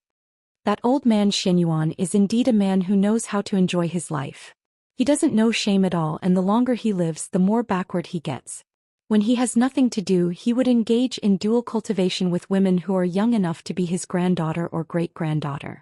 Even a vicious tiger would not eat its own cubs. The old man, on the other hand, has ruined most of the outstanding women in his family. The good ones are kept as his exclusive property, and the slightly inferior ones are sent out to be married off. It's really a pity that the women of the Xianyuan family are born beautiful, but those aristocratic families who want to marry the Xianyuan family's women are happy instead of being angry. I can't understand this. The old Daoist who was manning the raft squatted down and drank some water. He suddenly looked up and found that his disciple had unknowingly peed at the head of the raft. The old Daoist's wrinkled face was bitter. He hurriedly spat out the sweet and clear stream water and scolded jokingly, "You naughty disciple." The raft went straight down the Qinglong stream, first converging into the Huishan Dragon King River and then the Shi River. The old Daoist looked up and saw a 2-story ship going up the stream. He didn't need to think to know that it was someone from Xuanyuan's side. Only this family dared to come to Mount Longhu. A 2-story ship was the limit of the Qinglong stream. If it was bigger and higher it would be stranded. Ordinary scholars and poets who wanted to explore secluded places could only borrow a small raft from the fishermen in the Dao district. There were 3 ways to tour Mount Longhu, and they were all very particular. The doppelganger's mind wandered 3 ways, and the body wandered the most tiring. Although it was possible to climb the mountain and overlook the whole ancestral court, the midway view was only 20 to 30%. The mind wander was better. He'd take a few cableways and the view could reach up to 50 to 60%. The mind wander was the best. First, one would take a raft around the Green Mountain, then climb up the steps of Yunjin Mountain, and then pass through the cableway cage hanging between the 2 main peaks to reach Mount Longhu. One could see the whole Dao capital at a glance. Generally speaking, if one wanted to wander around Mount Longhu without a strong family background, it was impossible to imagine. In these years, those who could enter the Taoist master mansion to drink tea and talk about Dao were mostly brought there by the rich Xianyuan. Mount Longhu and Xianyuan had been neighbors for hundreds of years. It was said that a close neighbor was better than a distant relative. In the past, Su Rintu trampled the good Jianghu into a foul atmosphere with his iron hooves. In the end, he didn't even let Mount Longhu go. Only the Xianyuan family dared to come and help. This was a huge favor, so the Taoist master mansion naturally remembered it. No matter how much Zhou Xian disliked the old guy Xianyuan, he couldn't say anything. Su Longxiang, who looked yellow and thin, continued to lie on the bamboo raft to catch fish. He caught and released them again and again, and it was endless fun. The old Taoist Zhou Xian looked up and saw a few young men and women standing at the bow of the boat. The woman recognized them. They were the treasure of the Xianyuan family. Since young, she had been fond of slingshots. Her father, Xianyuan Pihua, spoiled her very much. He used gold to make pills and gave it to his daughter. Every time she went hunting in the spring and autumn, she would always shoot out dozens of golden pills. She treated gold like dirt. When the children of River East heard that Xianyuan Fairy was going out, they would follow her in large numbers. They would only wait for the golden pills to fall to the ground and snatch them. He never took them back. The woman was slender. She was wearing a narrow-sleeved robe and a white rhinoceros belt, which was no different from the men's attire. She was completely different from the wide sleeves that aristocratic women nowadays liked. If she didn't wrap a silk ribbon around her forehead with a large quality pearl, which added a bit of femininity, coupled with her handsome appearance, she would be regarded as a handsome and luxurious child. She was dressed even more casually on Mount Huishan, which was like the temporary residence of the Xianyuan family. Her clothes were even more casual. Chapter 271. She came from a great clan of the dynasty, but she had a very grassy aura about her. She would often wander the Jianghu with her servants. Most of the members of the Xianyuan family had strange names, and she was no exception. The woman's name was Qingfeng. Almost all the women of the Xianyuan family were beautiful, and each had their own merits. They did not follow the same rigid pattern. Every time a child was born in the Jian province, there would be a custom of drawing lots. Xianyuan Qingfeng did not pick the rouge and powder, but a small jade sword instead. She was worthy of the name her family gave her. 2 young men stood beside Xianyuan Qingfeng. The one on the left was a handsome woman with red lips and a graceful figure. He stood with his hands behind his back, making him stand out from the crowd. The one on the right of Xianyuan Qingfeng had a broad forehead, a broad face, a strong body and a bear's waist. Interestingly, he had a baby's face, which made him even more unforgettable. His eyes, in particular, shone brightly. With Zhou Xian's insight as both an inner alchemist and a qi practitioner, he could tell with a single glance that this child's inner force was extraordinary. If he had the opportunity, he would be able to step into the first rank that martial practitioners of the Jianghu could only dream of. This child wore a heavy saber in the style of 100 swords. It gave off a sharp and unyielding aura. Zhou Xian frowned. What a powerful killing aura. Could it be that he had developed his saber technique from killing? Let alone outsiders, even most of the people on Mount Longhu could not recognize the grand heavenly master Zhou Xian. This was especially true for the past 20 years, as this old Taoist who looked the least like a heavenly master of the Zhao family had never interacted with Xianyuan Kong naturally. Xianyuan Qingfeng would not recognize him. The bamboo raft and the ship brushed past each other on the stream. Xianyuan Qingfeng was as arrogant as the men in his family. He ignored the sloppy old Taoist and the skinny youth. The young, elegant Confucian kept looking at the top of Yunjin Peak. He was full of poetry, as if he was going to write 100 poems if he opened his mouth. Only the young man with the saber narrowed his eyes and looked at the master and disciple pair. The corner of his mouth curled up. Zhou Xian, who was holding the pole, grinned in response. Xianyuan Qingfeng glanced at the Song clan's young phoenix beside him, a little dazed. This person was undoubtedly outstanding. His grandfather, Song Guanhai, could be said to be well-versed in Zen theory, good at appraising and storing, good at poetry, good at calligraphy, and good at ink painting. There was nothing he didn't know. When he was young, he spent a lot of money to study and find a master. Any one of Song Guanhai's master was a famous person. He learned from the great spiritual master of the northern lands, Yang Jian. His master was Huang Juwang. Song Guanhai studied hard and was knowledgeable. After the unification of the spring and autumn period, he was ordered to compile the complete Book of 9 Pavilions. The book was vast and complicated with 200 volumes. Took 15 years. The emperor was very pleased and granted Song Guanhai the right to ride a horse in the imperial college. Originally, it was expected that Song Guanhai would be transferred to the Minister of Rites. Unexpectedly, he was replaced by the former Right Chancellor of the Imperial College. Song Guanhai was transferred to the more noble Imperial College. As the older generation of literary giants gradually withered away, Song Guanhai became the undisputed leader of the literary world. In recent years, he began to do 15 reviews. On the 15th of every month, he would review the scholars of the world. It was very popular for a time. Once Song Guanhai personally reviewed the questions, the scholar's value would increase by 100 times. All the scholars who reviewed the books regarded Song Guanhai as their teacher. His grandfather was already so noble, but his father, Song Zhiqiu, had the tendency to surpass his father. His calligraphy was known as the divine work of calligraphy. Taking the Imperial College as an example, half of the students wrote in the Song style. Song Guanhai's greatest work was to compare the calligraphy of the North and South sects of Zen. Although it was suspected that he was blindly raising the status of the Academy's painting, he gained a lot of popularity among the northern scholars. Song Zhiqiu took the lead in defining the realm of calligraphy with the rhyme, meaning and spirit. He said, "The rhyme of the word shu is the middle grade. The meaning of the word yu is the top grade. The meaning of the word chu is the first grade. And our dynasty values the spirit, so it is the divine work." When this was said, the Song family naturally made the emperor, who often copied the Song style in private, happy again. He promoted Song Zhiqiu to the Ministry of Rites as the Right Assistant Minister and gave him the title of scholar.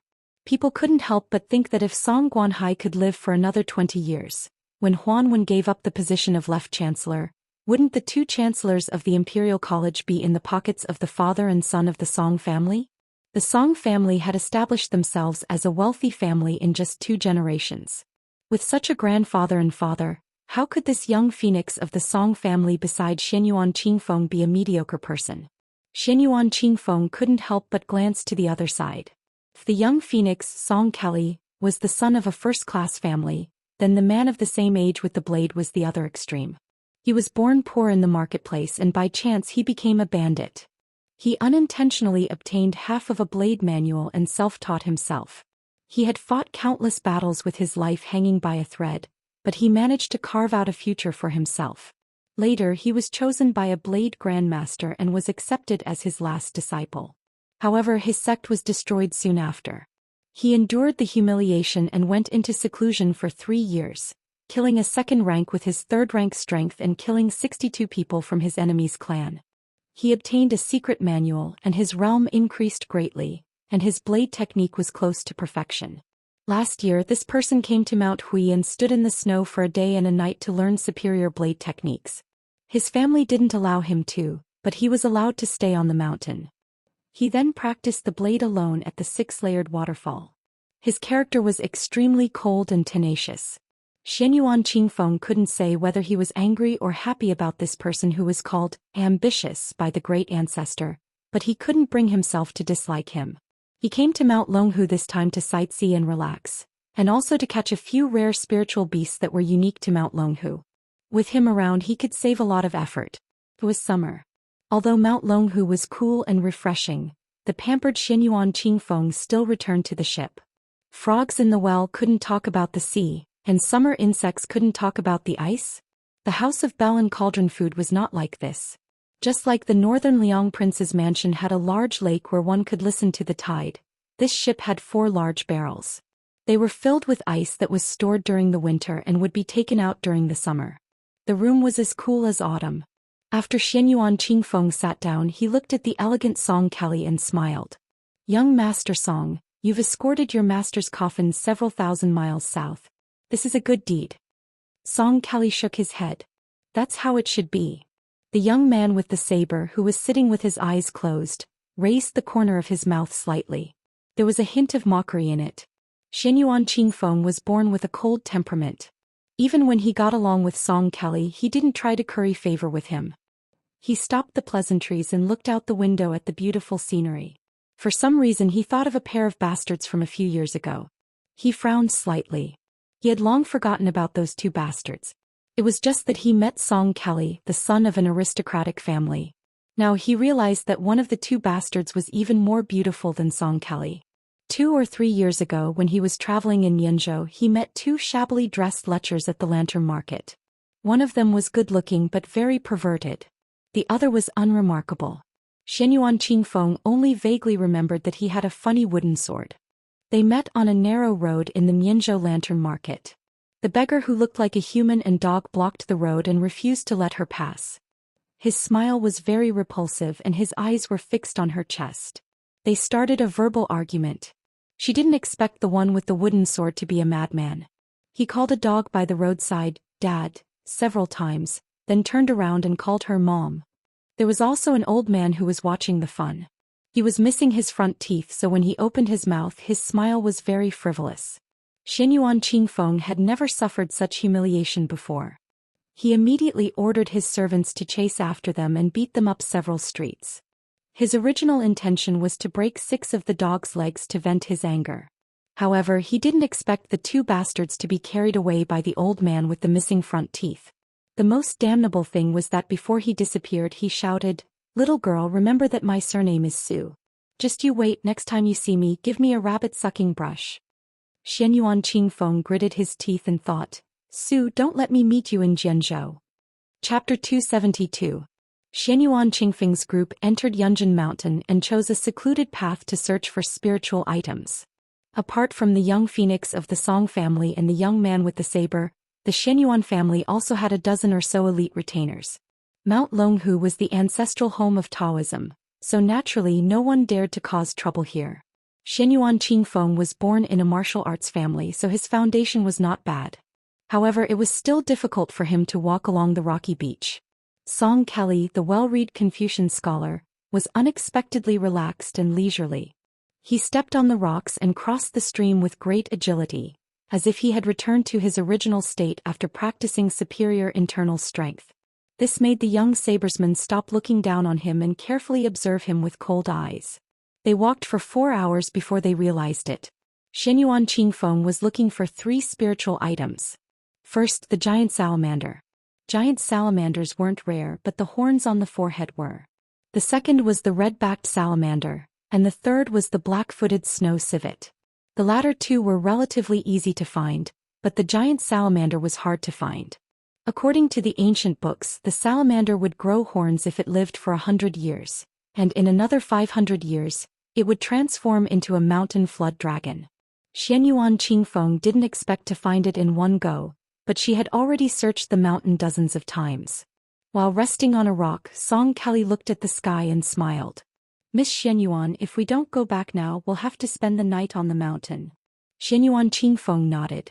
They didn't get much from this trip, only catching a few salamanders. As for the black-footed snow civet, they didn't see any of them. This was reasonable. These little guys usually only appeared at night. They looked like foxes, but they had a natural musk. They would be the best if they were made into boudoir sachets. However, the process of collecting musk was very bloody and cruel. Xianyuan Qingfeng played with the cute salamander in the glass bottle, thinking that it was time to go home. At this moment, the silent young swordsman squinted his eyes and looked into the depths of the forest. Another 5 miles. Song Kelly smiled gently and didn't say anything. Xianyuan Qingfeng looked at the swordsman, who spoke confidently. She remembered her father saying that this swordsman's intuition was rare. She thought about it and nodded. Then let's go another 5 miles. Xianyuan Qingfeng didn't forget to look at Song Kelly. Young Master Song, how is it? I can still walk. Song Kelly smiled. Xianyuan Qingfeng stood up and took a deep breath before leading the way. When Xianyuan Qingfeng was about to turn around and leave the mountain, he saw a small green pond in the distance. Although the pond was not big, it was obviously very deep. What was even stranger was that there was a middle-aged Daoist sitting cross-legged beside the pond with his back facing everyone. Song Kelly furrowed his brows. The young swordsman sneered. Xianyuan Qingfeng wasn't worried that bad people would appear in Mount Longhu, not to mention that the dozen or so people around her were all powerful. She was even more at ease.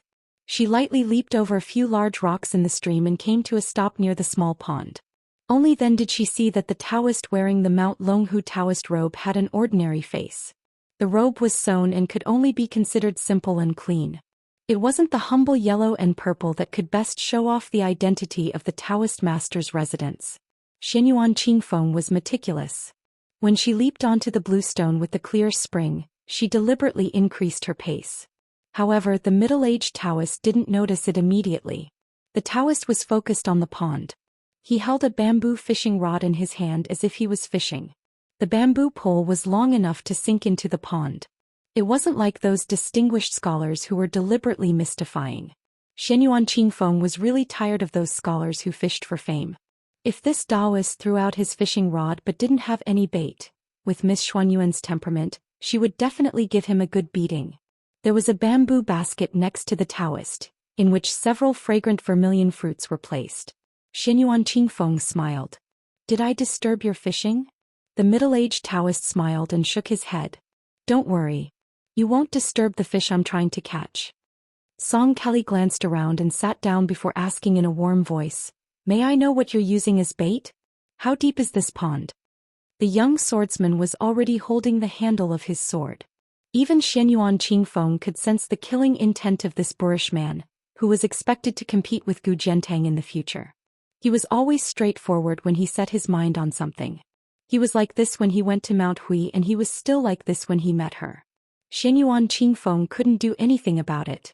The middle-aged Taoist didn't seem to sense the killing intent. He pointed at the bamboo basket and gave the first answer. I don't know how deep this pond is either. Song Kelly was still polite on the surface. May I ask what you're trying to catch? The Taoist didn't hide anything and told the shocking truth in an indifferent tone. It's a giant salamander. It once swallowed an item and I want it back.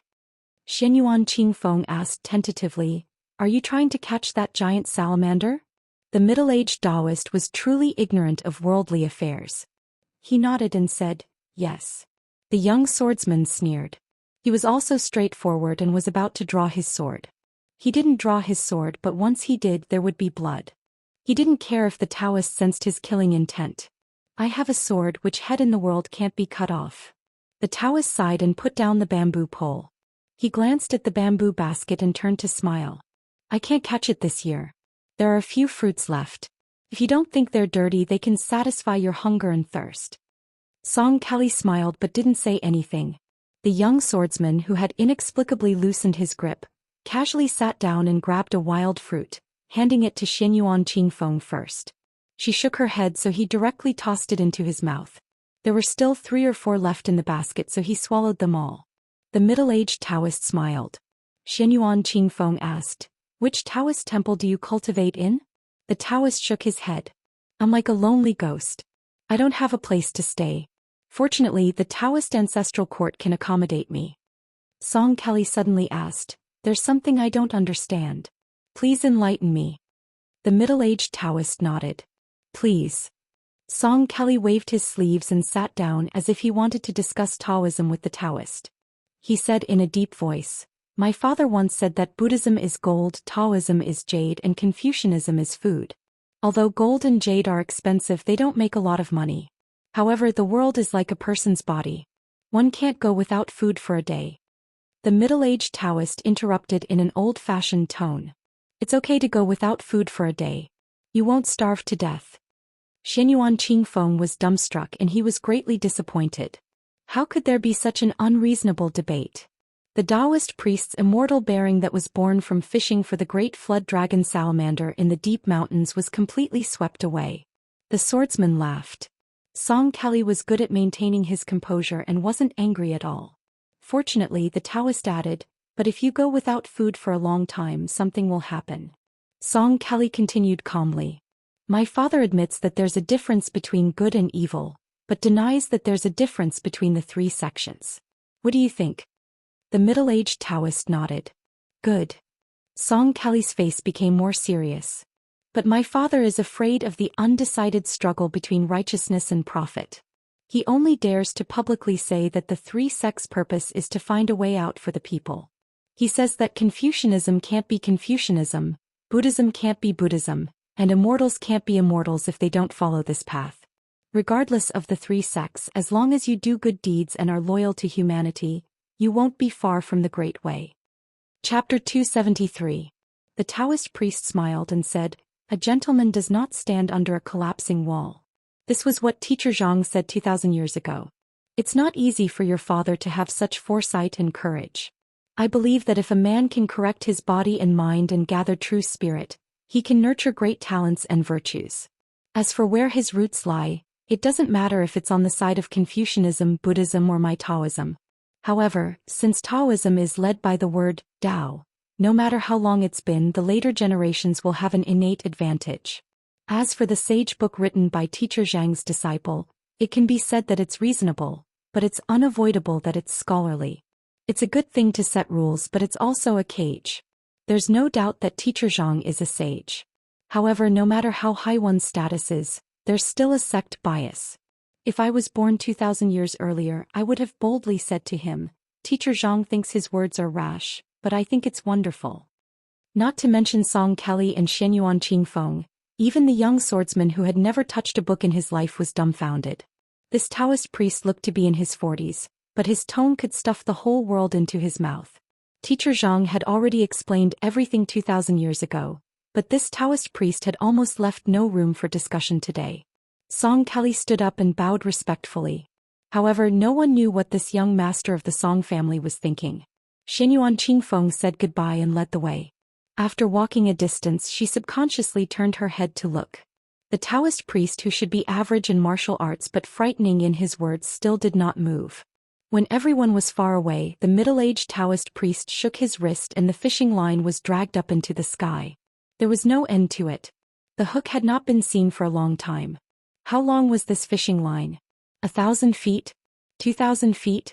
The middle-aged Taoist priest waited for the hook to come out of the water and said softly, "Fine, let's wait for another 10 years.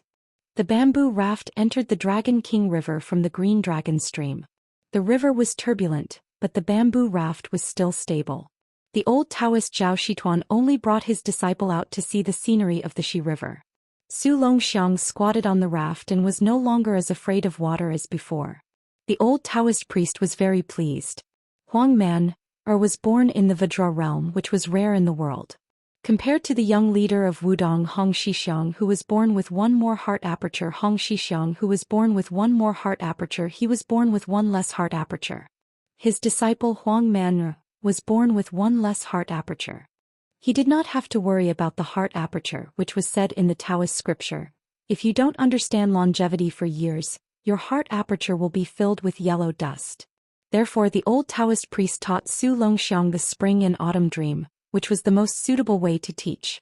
As long as Su Longxiang was able to support the body of Vajra and reach the best state, he would be able to achieve what the old ancestor said, 300 years of spring and autumn dream, penetrating the Kunlun with one breath. Su Longxiang had not made any progress in learning other superior Taoist mental cultivation methods in Dragon Tiger Mountain. Now Zhou Xian only needed to wait patiently for his disciple to reach the minor longevity realm. How could Zhou Xian not be happy? This was even happier than when the people at the foot of the mountain grew old and had children. He had spent almost 2 years with Su Longxiang at the pleasure temple at the foot of the mountain, and they had developed feelings for each other. Now there was no need for His Royal Highness to threaten him with a letter. If anyone dared to bully Huang Man, Zhou Xian would be the first to disagree. Was the great Celestial Master Zhao, who was ranked second in seniority in the Celestial Master Mansion, Really just an old man's memorial tablet? The old Taoist's heroic spirit burst forth, and he increased the strength of the raft, flying like an arrow. Suddenly he saw his disciple standing up, stretching his neck to look in the direction of the devil-slaying platform at the peak of the mountain, and let out a deafening roar. Zhou Xian was stunned for a moment, and then a roar came from the devil-slaying platform, like the roar of a wild giant beast.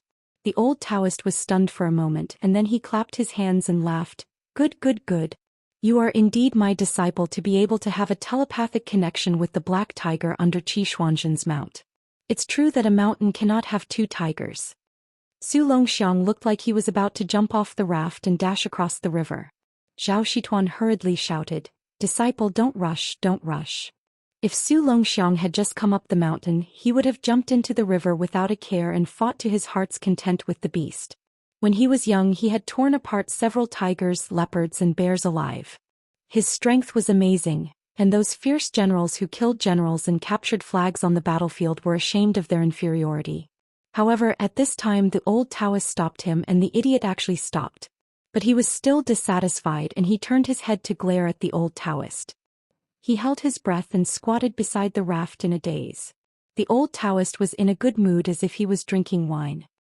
He laughed heartily and said earnestly, "Disciple, that black tiger is not a simple beast. It was originally the king of all beasts in our dragon tiger mountain. Its frame is almost twice the size of an ordinary tiger, and its whole body is pitch black. For some reason, it went to the demon-slaying platform to listen to Qi Xuanzhen's lectures for many years. It is very intelligent. In terms of seniority, this guy is in the Jing generation on the mountain. Master has long been thinking about when to let you fight with it. You don't have to rush, sooner or later I will let you fight to your heart's content." Su Longxiang snorted.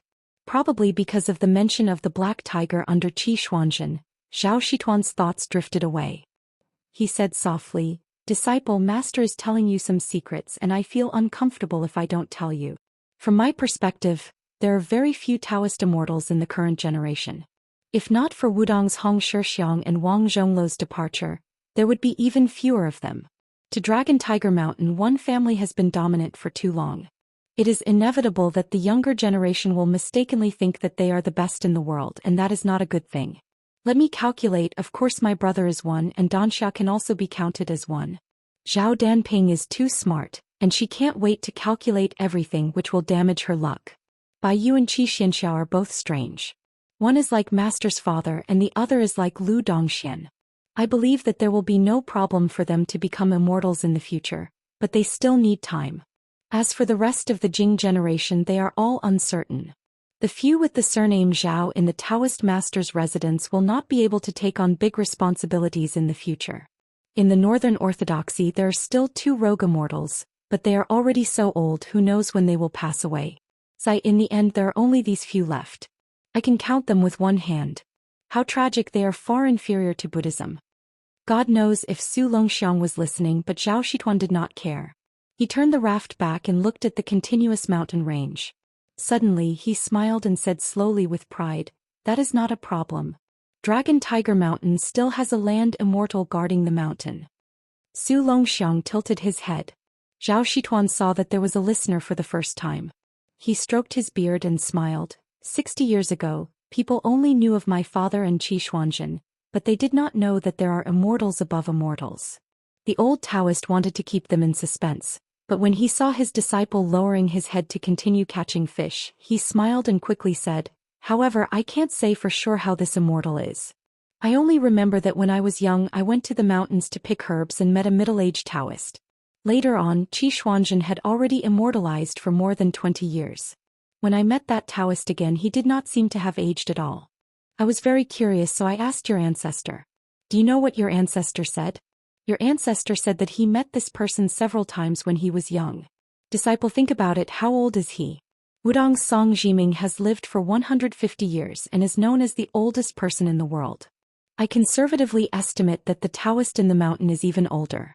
Of course, this is similar to the Taoist jade seal at the bottom of the mountain. It is not easy to verify." Su Longxiang rolled his eyes. He had learned this habit from his brother. Zhou Xian chuckled and slowly propped up his pole. He smacked his lips and said, When your father led the army to Mount Longhu, he was forced by the general situation. Even our ancestor could not openly block the way. Everyone in the world knows that several courier soldiers ran 6 courier horses to death before they could deliver the imperial edict to the foot of Mount Longhu. However, no one knows that the last courier soldier died of exhaustion with his horse 60 li away. It was a nameless middle-aged Daoist who took over the imperial edict. Wherever he went, the rain of arrows could not reach him and all swords and halberds were broken. During this time, more than 20 top experts under Bailiang were unable to stop him. They did not even see the Taoist's appearance clearly. Within half an hour he arrived in front of the king of Bailiang. His Taoist robe was spotless. The old Taoist said in a daze, "Isn't this the Immortal of Earth? I wonder if we can meet again in this life." Chapter 274. About to be published, the next VIP chapter will be uploaded at midnight. Once the Bailiang heir left, Yangchun City finally regained its peace and happiness. No matter how the scholars of Huding County denied it, as long as His Royal Highness was in Yangchun City, they felt uncomfortable all over. They had originally hoped that the imperial concubines in the palace would put pressure on the widow in Lin Long's Lu family mansion. Unexpectedly, there was more thunder than rain and the matter was left unsettled. Later on, Sir Bian Qingzhai was unexpectedly beaten to death. It was rumored that the entire imperial college in the capital was in an uproar. No less than several thousand students joined together to write a petition. Unfortunately, they were still unable to request for an imperial edict to be sent down to Jiangnan. That eldest brother of the dynasty had eaten his fill, patted his buttocks and left Yangchun City. The caravan of horses left the city from the Lu Manor. They did not linger in Yangzhou, heading straight for the Taoist celestial capital Mount Longhu. There were 2 carriages. Blue Bird, whose body had recovered at lightning speed, and the old god of swords who was bored to death, drove separately. Su Fengnian had Yu Yue and Princess Jingyan sit together in the same carriage. The 2 women whose fates had been filled with trials and tribulations were probably in the same boat. Although they did not talk much, when pondered over it, there was a hint of a common enemy. However, Yu Yue was clearly a bit colder, while Pei Nanwei was more fervent. Su Fengnian turned a blind eye to the little schemes of this princess consort of the Rouge evaluation. He treated it as a small amusement that did not affect the overall situation. He believed that Yu Yue would not switch camps with just a few words. Su Fengnian sat in the carriage, counting his belongings on his fingers. He muttered to himself, "I have more than half of the Fu General's red armor in my hands, but it is too damaged. I don't know if it can be repaired to its original state. Generally speaking, I can confirm that the Fu General's battle power is directly linked to the strength of the puppet when it was alive. Mount Longhu is the ancestor of this school of exorcism and enslavement, so I cannot return empty-handed from this trip up the mountain." From the purple Forbidden Villa's whale-slaying sword, he took the most murderous move, Stacking Thunder, from the Green Water Pavilion sword practice manual. From Aunt Zhao's sword manual, he secretly learned the old god of swords, One Sword Immortal Kneeling. During this period of time he flipped through the Book of Arms, and learned from Qin Yao that reversed the meridians of the armor removal. The drawing technique was learned from the Dongyue imperial family, and he imitated the steadying disturbance of the Nanhai nuns. All in all, together with old Huang's 9 swords, he could be considered to have gathered more than 20 moves. Su Fengnian caressed Wu Mainyang's head and said with a smile, "Gu Jiantang is the #1 saber user in the world. I wonder how many sabers he can block in a real fight." Yue had expected this. She said lightly, "I don't know." Su Fengnian did not expect to get an answer from Yue. No matter how brilliant her sword dance was, it was not the way of the sword to kill. He flicked the white cat's head with his finger and said to himself, Chao Chongqing inadvertently said that Old Man Li, other than the 2-sleeved green snake, also has an even more domineering sword to open the gate of heaven. Seems very arrogant, but why have I never heard of it before? There are no rumors of it in the Jianghu either. The old god of swords 2-sleeved green snake sword technique focuses on the sword will. Each time it is complicated and simple. It is said to be one move, but in fact it is full of changes. Every time it is too late to dodge and escape. It is very difficult to divert attention to secretly learn it. The old god of swords made it sound nice, saying that he wanted to impart an absolute art. He was clearly venting his anger on me because he was bored. Princess Jing'an said sarcastically, "A man whose heart is not content is like a snake trying to swallow an elephant." Su Fengyan followed suit. He went tit for tat and ridiculed, "Swallow? I know that Princess Consort's little mouth is very clever. Don't show off in front of me. Be careful that you go for wool and come home shorn. I will punish Princess Pei on the spot." Princess Pei had been teased and humiliated by His Highness over and over again about her private matters. She felt as if her weakness had been caught. In the past she would fly into a rage out of humiliation every time. But today her expression did not change. She just looked at him coldly and mocked, "I thought your highness was not even afraid of the vassals. I have a whole new level of respect for you at the Reed Marsh. I didn't expect that you would be exposed as soon as you left Qingzhou and arrived at Yangzhou. You are just a paper dragon crossing the river. When you meet a Jianghu official, you have to pinch your nose and be bullied, obediently offering your maid to him with both hands. From this, it can be seen that even if you go to the Dragon Tiger Mountain where several Taoist masters are in charge, you will only be rebuffed." Su Fengyan's face darkened. He smiled darkly and said, "Princess Pei's little mouth is becoming more and more unkind. Congratulations." His Royal Highness took the embroidered winter scabbard and lifted the curtain. He raised his voice and said, "Xu Xiu, don't ride the horse. Take our Princess Pei to sit in the carriage at the back. Let her temper her backbone." Princess Pei was about to speak when she was kicked out of the carriage by Su Fengyan. Then Xu Xiu reached out and grabbed her. Yu Yue shook her head, but her thin face did not reveal any joy or anger. Su Fengyan glanced at her and then sat near the carriage door. He hooked the curtain and looked at Blue Bird's slender back. He smiled softly and said, "How is it?" Blue Bird, who was in the middle of waving her whip, stopped the horse from galloping forward. She turned her head and looked at him with a vexed expression. She lowered her eyebrows and said, "Two golden dawn that are hard to buy even with thousands of gold." Su Fengyan's mood, which had been tormented by Princess Jing'an's words, instantly improved. He laughed and said, "Blue Bird, you look very much like the stingy little wife that your husband bought expensive fish at the market. You're frugal and you know how to live your life." Blue Bird smiled gently and blushed slightly. Her expression was always light and indifferent. She was different from the waves and winds of death in the Reed Marsh. It was as if there was never any great sorrow on her face. The yearning for spring and the sorrow of autumn that women often had nothing to do with her. Su Fengyan and Blue Bird had been talking without holding back. He said bluntly, "Let's let Xu Xiu and Princess Pei stay in the same room. With Xu Xiu's secret disguising technique in the south, I don't know how much of a resemblance she can make. If it's just a look, it's most likely a waste of effort. Before we go to Mount Longhu, let's see if our Aunt Xu's results can really be passed off as genuine." Blue Bird asked doubtfully, "Xu Xiu wants to make a human skin mask?" Su Fengyan smiled and shook his head. "It has to be a bit more clever. Xu Xiu roughly explained the steps to me before. It's very complicated. It's the same as the Daoist method of alchemy. It's the most brilliant method of both internal and external cultivation.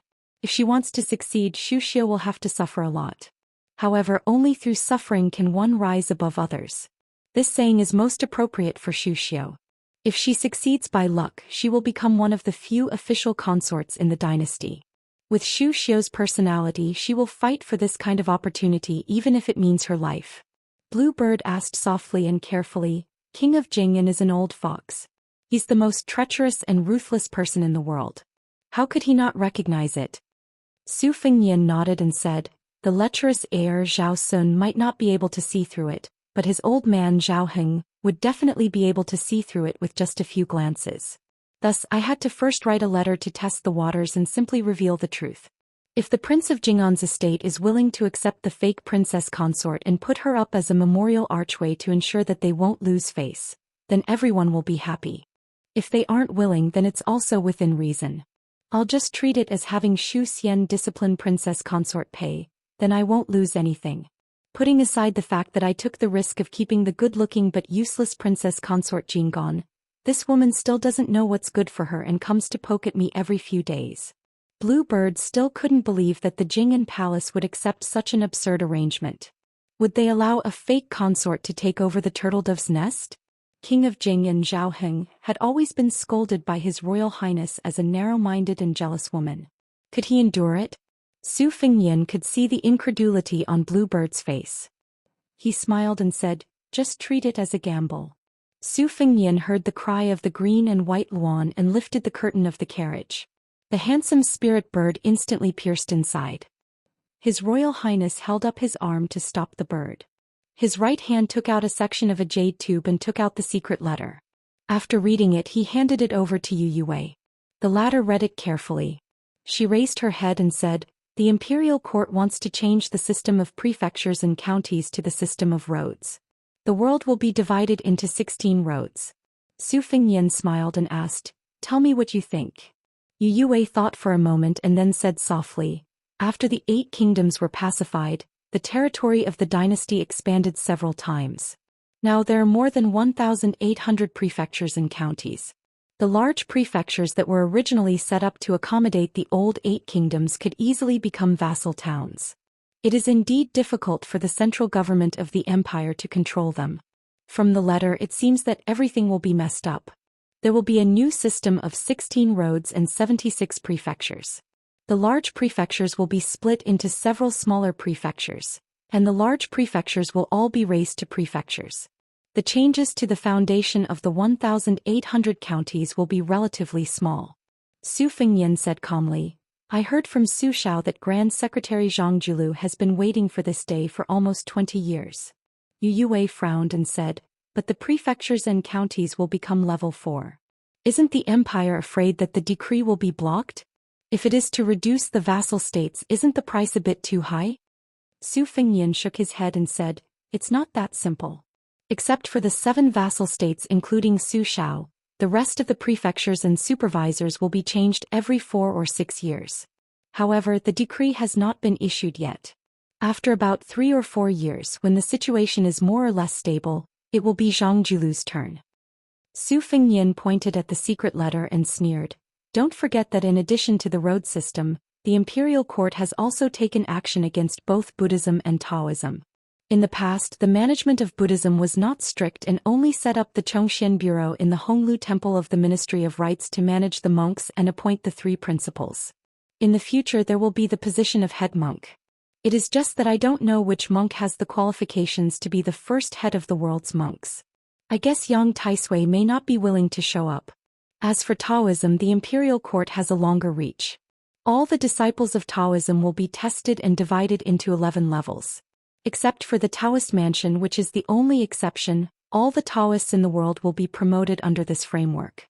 Thinking back to the warrior selection system that took the lead not long ago, do you think that the 3 sects of Confucianism, Buddhism and Taoism will all be under the control of the Imperial Court?" Yu Yue murmured, "Heaven's net has a long grind, but it does not escape." Chapter 275. Su San was a postman. He was the 3rd in his family, so he was called Su San. Old man Lu, who was born 10 years later, did not have the good fortune to participate in the Great War of the spring and autumn period. Although he was from the 2 Bailiang, his body was not as strong as a young man's and he was afraid of the cold in the north, so he moved his family to the south. When he had nothing to do, he would tell Su San and the other young men about how thrilling the Great War of the spring and autumn period was. He especially liked to talk about how heroic the king of Bailiang was. Every time they heard the same old story, they would not get tired of it. Su San was the most like this, wishing that his parents would kick him out of the womb. Not to mention, now that the world had settled down, no matter how poor the people in the village were, they did not have to worry about losing their heads. They only had a few mu of land, so every family had something to look forward to. When it snowed a few feet thick in the past, the old people would sigh that no one could make it through this weather, but now it was different. Even when they looked at the snow on the stove, they would laugh and say that a timely snow was a sign of good harvest. Su San did not read or write, but he still understood the logic. Old man Lu said that this relay station was built by the king of Bailiang himself. There was a relay station for 30 li. Whoever dared to embezzle the salary of the courier, no matter how high the official was, he would be taken down and beheaded on the spot. Moreover, Su San and the king of Bailiang had the same surname. After he became a postman, every time he ran a horse to deliver a letter, he would be especially diligent. He felt that he could not disgrace this surname, right? Last year, it was the first time in recent years that the Jiming relay station had encountered an urgent cargo that needed to be sent to the north. Zhou Xian's physique and equestrian skills were the best in the relay station, so he naturally took on the heavy responsibility. Unexpectedly, misfortune and good fortune came together. Originally, it was Old Man Lu who wanted to train Zhou Xian, but midway there was an accident. When he was handed over to the next relay station, he was told that the cargo was damaged. The eunuch who was handing over the cargo screamed in a shrill voice that he wanted to confiscate Zhou Xian's property and exterminate his entire family as if his ancestors of 18 generations had died. Zhou Xian had not seen much of the world, but he had been influenced by Old Man Lu and knew that the eunuchs who came out of the capital to work for the imperial family could not be offended. At that time he kowtowed and begged for mercy, only begging that the pale-faced, beardless old eunuch to only kill him to vent his anger. How could the eunuch pay any attention to the pleas of a small commoner? He forced the several high-ranking officials in the county beside him to state that the cargo was fresh lychees that the imperial concubine wanted and was stored in an exquisite ice cellar. The damned male broke the box. The box was already hard to buy with 1,000 gold, and the lychees shipped from the southern border were even more undesirable. The officials had no choice but to agree. How could Zhou Xian not accept his fate?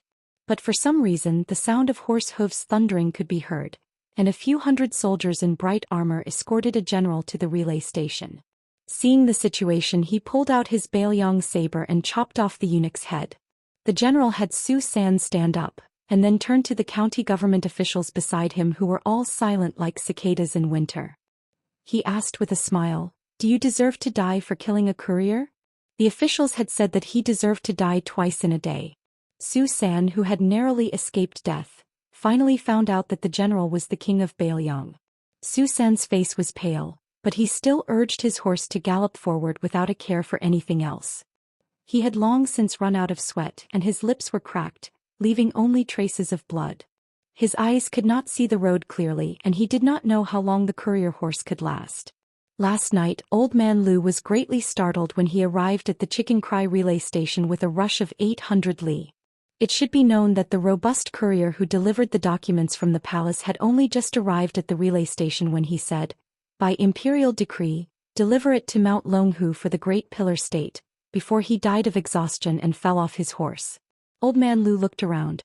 Zhou Xian was the only one who did not say anything. He quickly led out a fine horse from the stable that he cherished more than he cherished his wife. He untied the bundle and tied it around his neck. The king of Baoyong had built close to 2,000 relay stations, and he once said that the courier should go all out and lead the way. Zhou Xian was crude and could not speak of great principles, but he knew what it meant to lead the way. At this moment Zhou Xian was on his last breath and he was close to dying. He kept telling himself that he was just 20 miles away and he could not die. If he delayed the king of Baoyong's important matters, he would feel guilty for saving his life. How would he have the face to stand in the world? In his blurry vision, a person floated over on the road. The front legs of the horse Zhou Xian was on went soft and it died on the spot, throwing Zhou Xian out. Zhou Xian rolled down the official road. He could not see the person's face clearly, but he could vaguely see the person's Daoist robe. He clutched the bag tightly and said with all his strength, "Jiming Relay Station Su Bin, 800 miles urgent, please send it to Mount Longhu." The Daoist squatted down and nodded. Zhou Xian turned his head with difficulty to look at his beloved horse that had died on the spot, and then looked in the direction of Mount Longhu. His breathing was cut off and he died with his eyes wide open. The middle-aged Daoist sighed softly and closed the young courier's eyes. He took off the bag and opened it, revealing a bright yellow imperial edict. He held the edict in his right hand and his right hand was behind his back. With a tap of his toes, his body was like a rainbow piercing through the sun, and no one could see his true appearance. The middle-aged Daoist drove straight in until he reached the flag with the character, Su. He threw out the imperial edict and turned to float away. The two waves of arrows in the air froze, not falling forward. They only fell to the ground after the Daoist's figure had disappeared. That year, at the critical moment, the yellow Daoist priest on the mountain and the Baoyong cavalry at the foot of the mountain were finally able to coexist peacefully because of this imperial edict. Tonight, the primordial spirit of the middle-aged Daoist priest whose Daoist name was not seen on Mount Longhu had left his body and arrived at Mount Kuanglu. Seeing that His Highness had put away the dagger talisman, hung it casually on his waist and pulled out two knives, The middle-aged Taoist priest standing on the dragon's head said in an old-fashioned manner, "I have met Su Xiao once at the foot of the mountain." Su Fengnian remembered a dusty past he had accidentally learned from Chu Lushan. He raised his head and asked, "You are the Taoist who delivered the imperial edict at the foot of Mount Longhu?" Chapter 276. The middle-aged Daoist said expressionlessly, "That's right." Su Fengnian hesitated for a moment before holding his sabers. He bowed and said, "Su Fengnian greets the Immortal Elder. My father once said that Mount Longhu was the best in the mystic enlightening realm, not Daoist Qi who ascended to immortality 50 years ago." The middle-aged Daoist was indifferent as he looked down at Su Fengnian and the talisman. Su Fengnian bowed and asked, "I'm curious as to why the Immortal Elder can ascend to immortality but not enter the heavenly gate but not enter it?" The middle-aged Daoist said calmly, "My surname is Zhao. The same surname as the Emperor?" These words were enough to explain many mysteries. Why did the previous great celestial master not hesitate to exchange his life to extend the life of the previous emperor? Why did the imperial court continue to confer titles to Mount Longhu and raise the status of this ancestral court? Why was the current great celestial master Zhao Danping like a fish in water in the capital? Why was Mr. White Lotus favored by the emperor? Su Fengnian's hands trembled as he looked up and gritted his teeth. The Immortal Elder is already an outsider. The Daoist whose age and cultivation were unfathomable smiled faintly. "Have you heard of the saying that when a man achieves immortality, even his chickens and dogs ascend to heaven? Besides, I haven't ascended to immortality yet, so what's wrong with protecting my descendants?" Su Fengnian asked again and again, "Immortal Elder, may I know what lesson you have for coming here with your out-of-body primordial spirit?" The middle-aged Daoist did not answer the question. Instead he pointed behind Su Fengnian. Su Fengnian did not dare to turn his head as he was afraid that he would not know how he died. The Daoist frowned and said, "Although I'm not a saint, I'm not going to argue with a junior like you. Back then Su Xiao had the same principle. My descendants have their own fortune and misfortune. As long as no one deliberately deviates, even if the country is destroyed, I won't interfere with the heavenly secrets." Su Fengnian turned his head and widened his eyes. Unknowingly, a giant python with a red tongue appeared behind him, confronting the heavenly dragon Zhang Su. The giant python versus the dragon. The giant python that seemed to have occupied the entire mountain was fearless. Su Fengnian was in awe of the golden dragon, but for some reason he was not afraid of the giant python. Instead he felt a sense of intimacy from the bottom of his heart. When the giant saw Su Fengnian turned around, it lowered its head and rubbed its head against Su Fengnian's forehead. The heavenly dragon seemed to be enraged by the giant python. The purple gas it breathed out grew thicker and its body rose higher, revealing half of its body. It bared its fangs and brandished its claws as it roared furiously at the peak of Kuanglu Mountain. The purple gas seemed to have materialized and condensed into a purple pillar that charged forward. "I don't care if you're a celestial being or an immortal. There's no reason for me, Su Fengnian, to accept my fate and beg for death." Just as Su Fengnian was about to draw his saber, the giant python at the top of the coiling dragon mountain raised its head and straightened its body. It bit the purple pillar of dragon qi and crushed it in an instant. In a trance, the middle-aged Taoist priest who seemed to be standing on top of all living things, just watched coldly from the sidelines. The heavenly dragon roared. Su Fengnian saw that there were no longer any stars in the sky. The clouds rolled and surged like raging waves. They gathered above the heavenly dragon's head, layer upon layer, becoming increasingly dense. Fengnian. Su Fengnian was still terrified by the invincible might of the golden sky dragon when he heard a familiar voice. He turned his head abruptly and saw that person. At this critical moment of life and death, he was oblivious to everything in the world and was only crying. A white-robed woman's sleeves fluttered in the wind.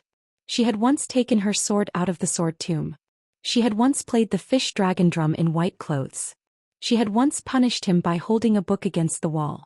She had once worn the cloth shoes personally made by Su Xiao and entered the imperial palace alone. Su Fengnian's voice was hoarse as he carefully called out, "Mother." He was afraid that if he shouted too loudly she would disappear with the wind. Her body was transparent, and she slowly floated over like a fairy from Dunhuang. She floated in the air as if she wanted to caress her son's cheeks. The middle-aged Daoist finally spoke. He snorted coldly and said, "You're going against the heavenly Tao." He waved his sleeves and smashed the giant white python's head onto the ground. "Wuxia, go to the yellow springs."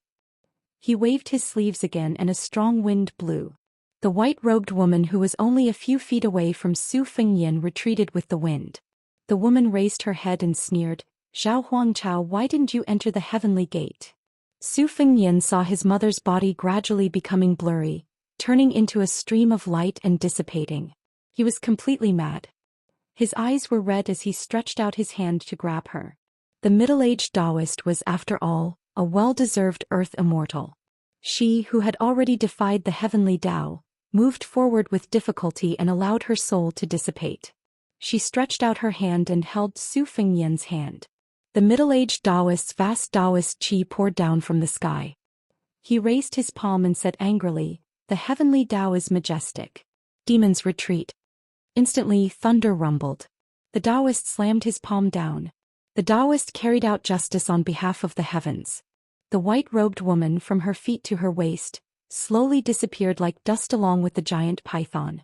Su Fengyan, whose face was full of tears, shouted at the top of his lungs, "Mother!" She smiled and said kindly, "Fengyan, I can't take care of you anymore. I can't bear to part with you." Su Fengyan shook his head like a madman. In that instant 20 years of his life flashed through his mind, disappearing in an instant. Until Li Chungang said that he had a sword to open the heavenly gate. Su Fengyan only felt that his acupuncture points were exploding, his meridians were exploding, his flesh was exploding, and his soul was exploding. Everything exploded. "Even if I die today, what's there to be afraid of? My mother is dead. You damned Daoist even dispersed my mother's soul. Why can't I kill you?" He turned to face the golden dragon and the middle-aged Daoist and roared, "F***ck the heavenly Tao.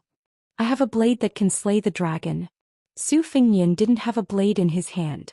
As soon as he said that, the giant python and fireflies gathered, and a snow-white divine weapon appeared in Su Fengyan's hand. "I have a blade that can kill immortals." The blade cut through the air. The color of heaven and earth changed. There were no more dragons, no more immortals. Su Fengyan slowly opened his eyes. The top of Kuanglu Mountain was clear. Li Chungang, Bluebird, and the others didn't come after hearing the news. Su Fengyan looked down. The divine talisman was still in his fingers, and the embroidered winter-spring thunder was inserted into the ground. Su Fengyan touched his cheeks. They were full of tears. So it was just a dream. Su Fengyan turned his head and squeezed out a smile. He looked at the silent void and murmured, "Mother, rest in peace." Then he turned his head and looked at the starry sky. Su Fengyan said word by word, "I have a blade that can kill the dragon." Chapter 277. Su Fengyan suddenly stood up and checked the flow of qi in his body. There was nothing unusual. The fourth floor was only the fourth floor. Just as he was about to pull out the embroidered winter-spring thunder and return it to its scabbard, he focused his mind and subconsciously leaned back until he was parallel to the ground. The tip of his foot kicked the scabbard of the spring thunder. The scabbard collided with the blade and broke through the ground. A dagger dipped in poison brushed past the tip of his nose. Su Fengyan held the spring thunder with his left hand and slammed his right palm on the ground. His body floated back 20 feet. After he stopped, he looked at the cliff and saw a slender figure leaping out with a dagger in her hand. She laughed and was not in a hurry to fight. She tilted her head and asked doubtfully, "Hey, how did you know that I would climb from the cliff to the top?" Su Fengyan stared at the elusive young assassin without blinking. He suppressed the anger in his heart and said calmly, "You can crawl out from under a horse, jump out from water, and jump down from the hole in the city gate. For the 1,000 taels of gold that the king of Jing and Zhao Heng paid you, what can't you do?" The young girl said, "Oh," and didn't say anything else. She looked at Su Fengyan, who was holding the dagger in his left hand with an expression that said, "I knew you were left-handed." Su Fengyan suddenly asked, "Did you see anything strange when you climbed up?" The young girl shook her head and said, "Climbing is boring." Su Fengyan had a complicated expression. He looked at the white sky and said helplessly, "Ah, young lady, you stabbed the dagger in both hands into the stone wall and climbed for an entire night?" After the young girl who was supposed to be in the prime of her youth assassinated Wang Mingyin with her dagger hand, it had caused a huge uproar in the Jianghu.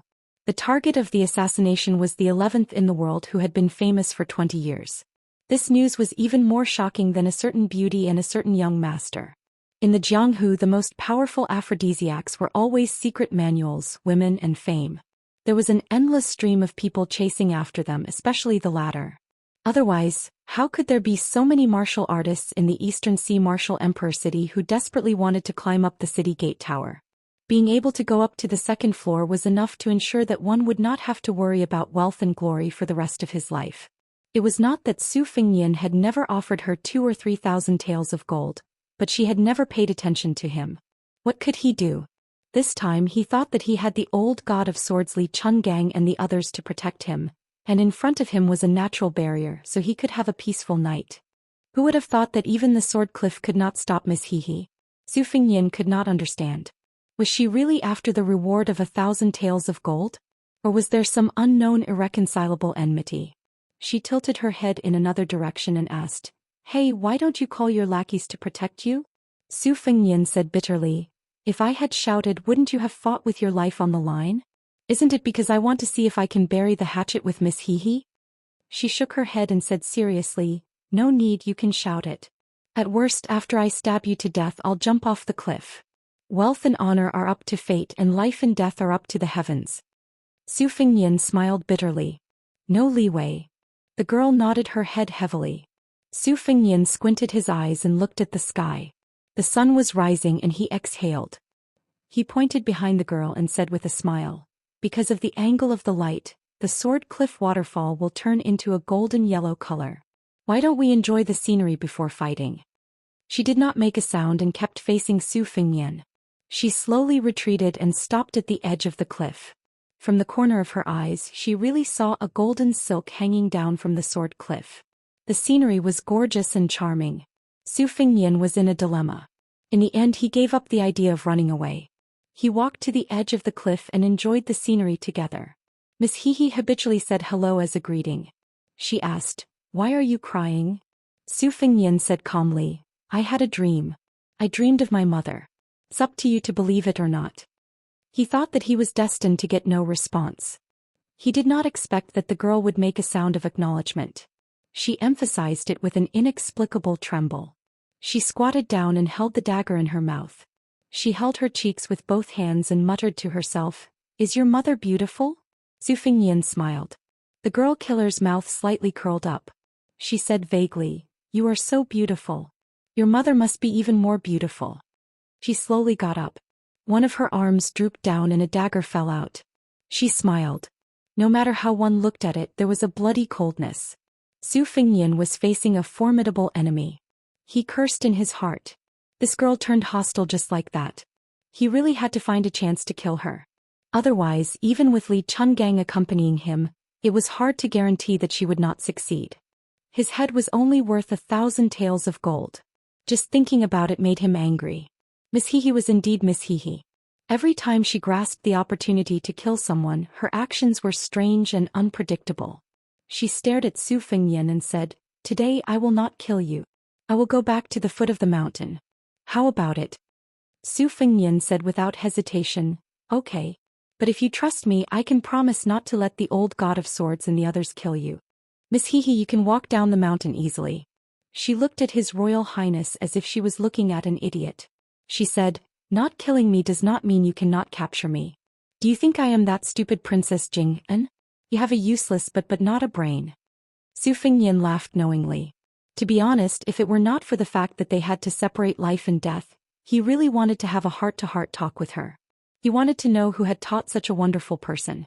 Su Fengnian stretched out a palm indicating that he would not see her off. The girl said warily, "Don't leave the cliff for now. Let me say this first. If you dare to go back on your words, I will not follow the rules in the future. It is not easy to kill you and that old man, but it is not difficult to kill 100 light cavalry soldiers of the Phoenix Battalion one by one." Su Fengnian nodded. He watched as the assassin girl stabbed her daggers into the cliff like a gecko and slowly descended. But it only seemed slow. If one was in the situation, one would know that every time she stabbed into the cliff, there was a distance of 20 to 30 feet between them. If it were Su Fengnian, he would not have the guts to hang on the cliff. The mountain wind swept the cliff, unusually strong. Her body swayed as she descended. Even Su Fengnian, who was watching from the side, was worried for her. It was very strange. Su Fengnian did not have the slightest hope that she would fall to her death because of this. He did not know whether to laugh or cry. With her following him like a shadow, His Royal Highness did not dare to breathe for a moment on the path of martial arts cultivation. The sun rose from the east, leaping out of the sea of clouds. Su Fengnian did not know how long he had been standing there until Old Man Li slowly walked over to watch the sunrise. Su Fengnian turned around and smiled. I have some understanding of Senior's sword opening the gate of heaven. Li Chuangong's face was full of disbelief. He said in surprise, Oh? Su Fengnian turned around and looked at the sea of clouds. He squinted his phoenix eyes, which could make a woman's heart flutter. He said with an intoxicating smile, one sword after another, stacking the swords. No matter what sword move or sword technique it is, the sword intent will be endless. If one is determined not to kill with one sword, one will not use this sword. I bet my life's cultivation on this sword. If I were to learn the saber, I would do the same. I would strive to have the courage to kill the heavenly dragon with one move. Old Man Li did not change his expression. He said in a low voice, That's reasonable. But with your current realm, aren't you courting death by using the saber like this? Su Fengnian shook his head. Of course not now. Wait until I reach the Vajra realm. Li Chungang sneered arrogantly. It's not that this old man is looking down on you, kid. As long as you are His Royal Highness, you won't be able to master this move. Without this old man as your protective talisman, won't Su Xiao find other experts to be your death exemption golden medallion?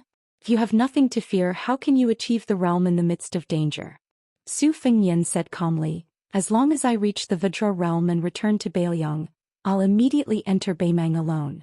Li Chungang snorted coldly. At least you have some ambition. You didn't waste this old man's 200 green hand snake. Su Fengnian dismissed it with a smile. The old god of swords suddenly asked, You almost went mad after meditating last night. What happened? Su Fengnian shook his head gently and said indifferently, I'm fine. The old man wrapped himself in a sheepskin coat, curled his lips and stopped asking. Yu Yue and Pei Nanwei had also woken up to look at the scenery. Blue Bird followed behind them. He had to admit that Princess Jingyan, who had been slandered by Miss Hehe as having no brains, was indeed worthy of the praise of outshining the moon and putting the flowers to shame. When a woman was so beautiful, it seemed that it didn't matter whether she had brains or not. Moreover, how could there be so many beautiful women with such great intelligence in this world? His Royal Highness' second sister, Su Weisheng, could be said to have stunning military strategies, but wasn't she just plain looking? With Su Fengnian's 100 copper coins as a judge of beauty, among all the beauties he had seen in his life, Pei Nanwei was undoubtedly the number one. She should be at the standard of 94 to 95 copper coins. After she fell from grace, she wore a wooden hairpin and a narrow-sleeved cloth skirt, which was difficult to hide her charm. During this period of time, if she needed to appear in public, His Royal Highness would ask her to wear a soft guanine hood, with a light muslin draped over her shoulders. When conservative women went out, most of them would wear this kind of hood. Young ladies who were yet to be betrothed would generally wear a headband with a bright color. Their faces could be seen 70 to 80% clearly, so it didn't matter whether they wore it or not. Yue didn't need to be so cautious and reserved.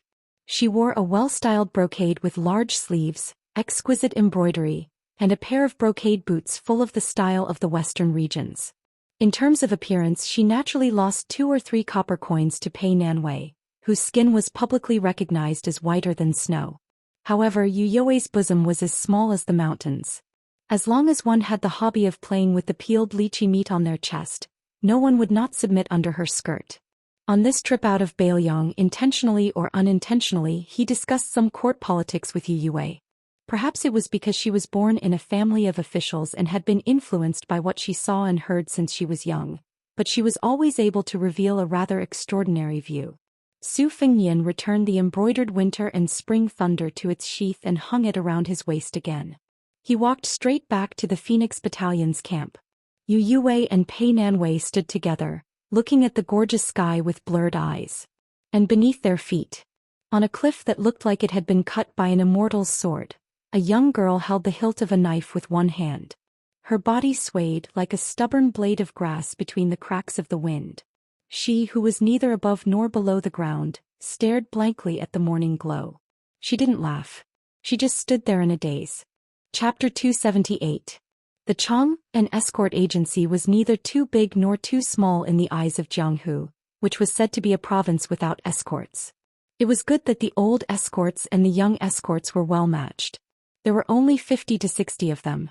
However, most of the old escorts were heroes and retired soldiers, so their combat power was not weak. The old escorts were tired of licking blood on the blade and became escorts. Not only did they have a solid foundation in martial arts, but they also had a strong network of connections. When they went out, they relied on their friends. Since they were escorts, it was inevitable that they would pass by many local strongholds, carry the escort flag, and announce their family's name that they used to be in Jianghu. Perhaps they used to snatch a maiden together. Therefore, most of them were willing to give them some face. As for the old escorts who had been on the battlefield, they might not be as clean and straightforward as Jianghu Burishmen when it came to fighting, but if they were in formation, they would be able to intimidate their opponents even more. The young escorts of Chong, an escort agency, under the guidance of the old escorts, were not inferior to the disciples of the top few escort agencies. The only thing they lacked was that they did not have a top-notch secret manual to support them. This was the most helpless thing. The size of the escort agency depended on how many living escort flags were raised in the agency. The only ones that the Chang'an escort agency could bring out were the head escort Shi Qingfeng, and the martial arts instructor, Yu Hanliang, who was in charge of the escort this time.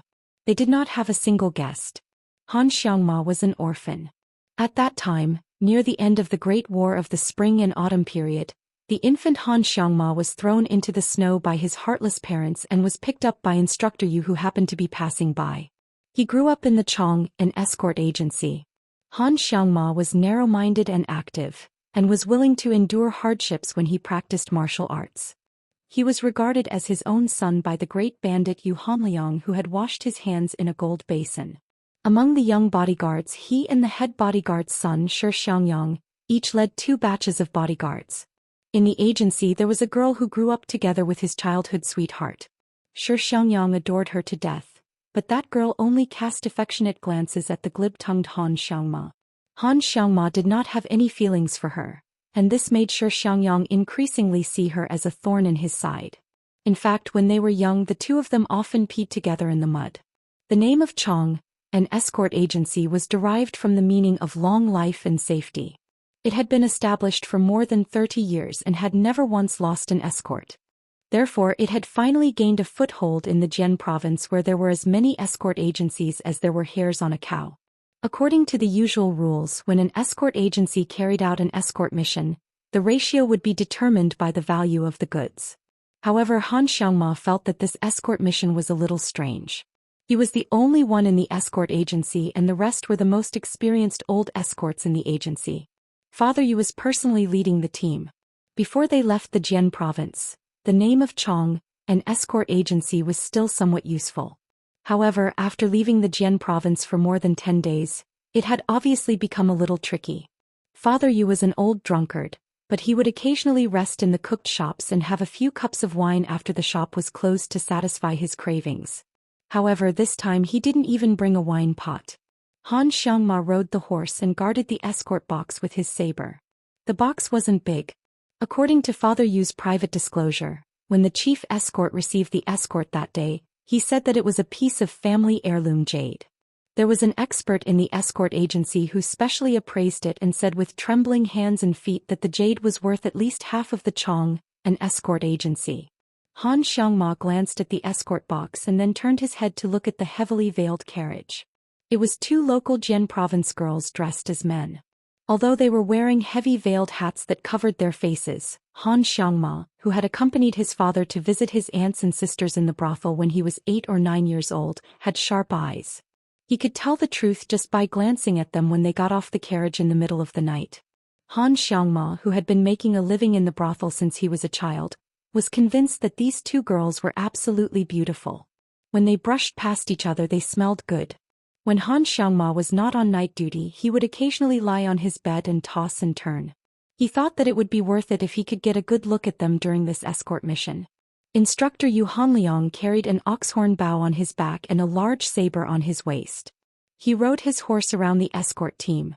When he saw Han Xiangma smiling foolishly, he kicked him and scolded him. Han Xiangma patted his butt and said with a smile, "Dad, when are you going to pass me your bao? My hands are itching." Yu Hanliang's father was an illiterate boorish man. The name of his adopted son Han Xiangma was given to him by a gentleman in the escort agency. He had spent a few jeans of wine. Although he had raised him as his own son, he naturally hoped that his son would become a dragon. However, Yu Hanliang did not understand at all how to become a dragon. In any case, if he committed a crime, he would be whipped. If he felt that this brat had grown up, he would take out some money and let him have fun with his friends. Whether it was drinking or visiting brothels, they were all grown men. Why would he pretend to be a scholar? That brat from the Shi family was not pleasing to the eye. He was obviously a martial artist, yet he spent all his time reciting poems, writing couplets and dancing in calligraphy. Did he King recite poems for a deaf person? He deserved to be disliked by Laslu. The older generation, no matter how vicious and merciless they were when they were young, wasn't their greatest joy now that they were older, comparing their descendants to see who was more promising? Yu Hanliang felt that Han Xiangma was not bad. After a few more years of polishing, he would become a man. He would not have to worry about not being able to find a wife. Yu Hanliang was in a good mood. He pointed at the saber on Han Xiangma's waist and scolded him jokingly, "Don't be unsatisfied. Including the two from the head escort, there are only 6 Qilin sabers in total." Yu Hanliang's father stroked the oxhorn bow on his back affectionately, as if he was caressing the smooth skin of his lover. Seeing Han Xiangma's nauseating and disgusting expression, he glared and said, "The earliest I can pass it to you is when I'm in my coffin. If you didn't make a good trip this time, I'll take this bow with me into my coffin. Pass it to you, my ass." Han Xiangma tightened the reins so that the two horses could run side by side. He hooked his arm around Yu Hanliang's shoulder and said with a flattering expression, "Dad, you're treating me like an outsider.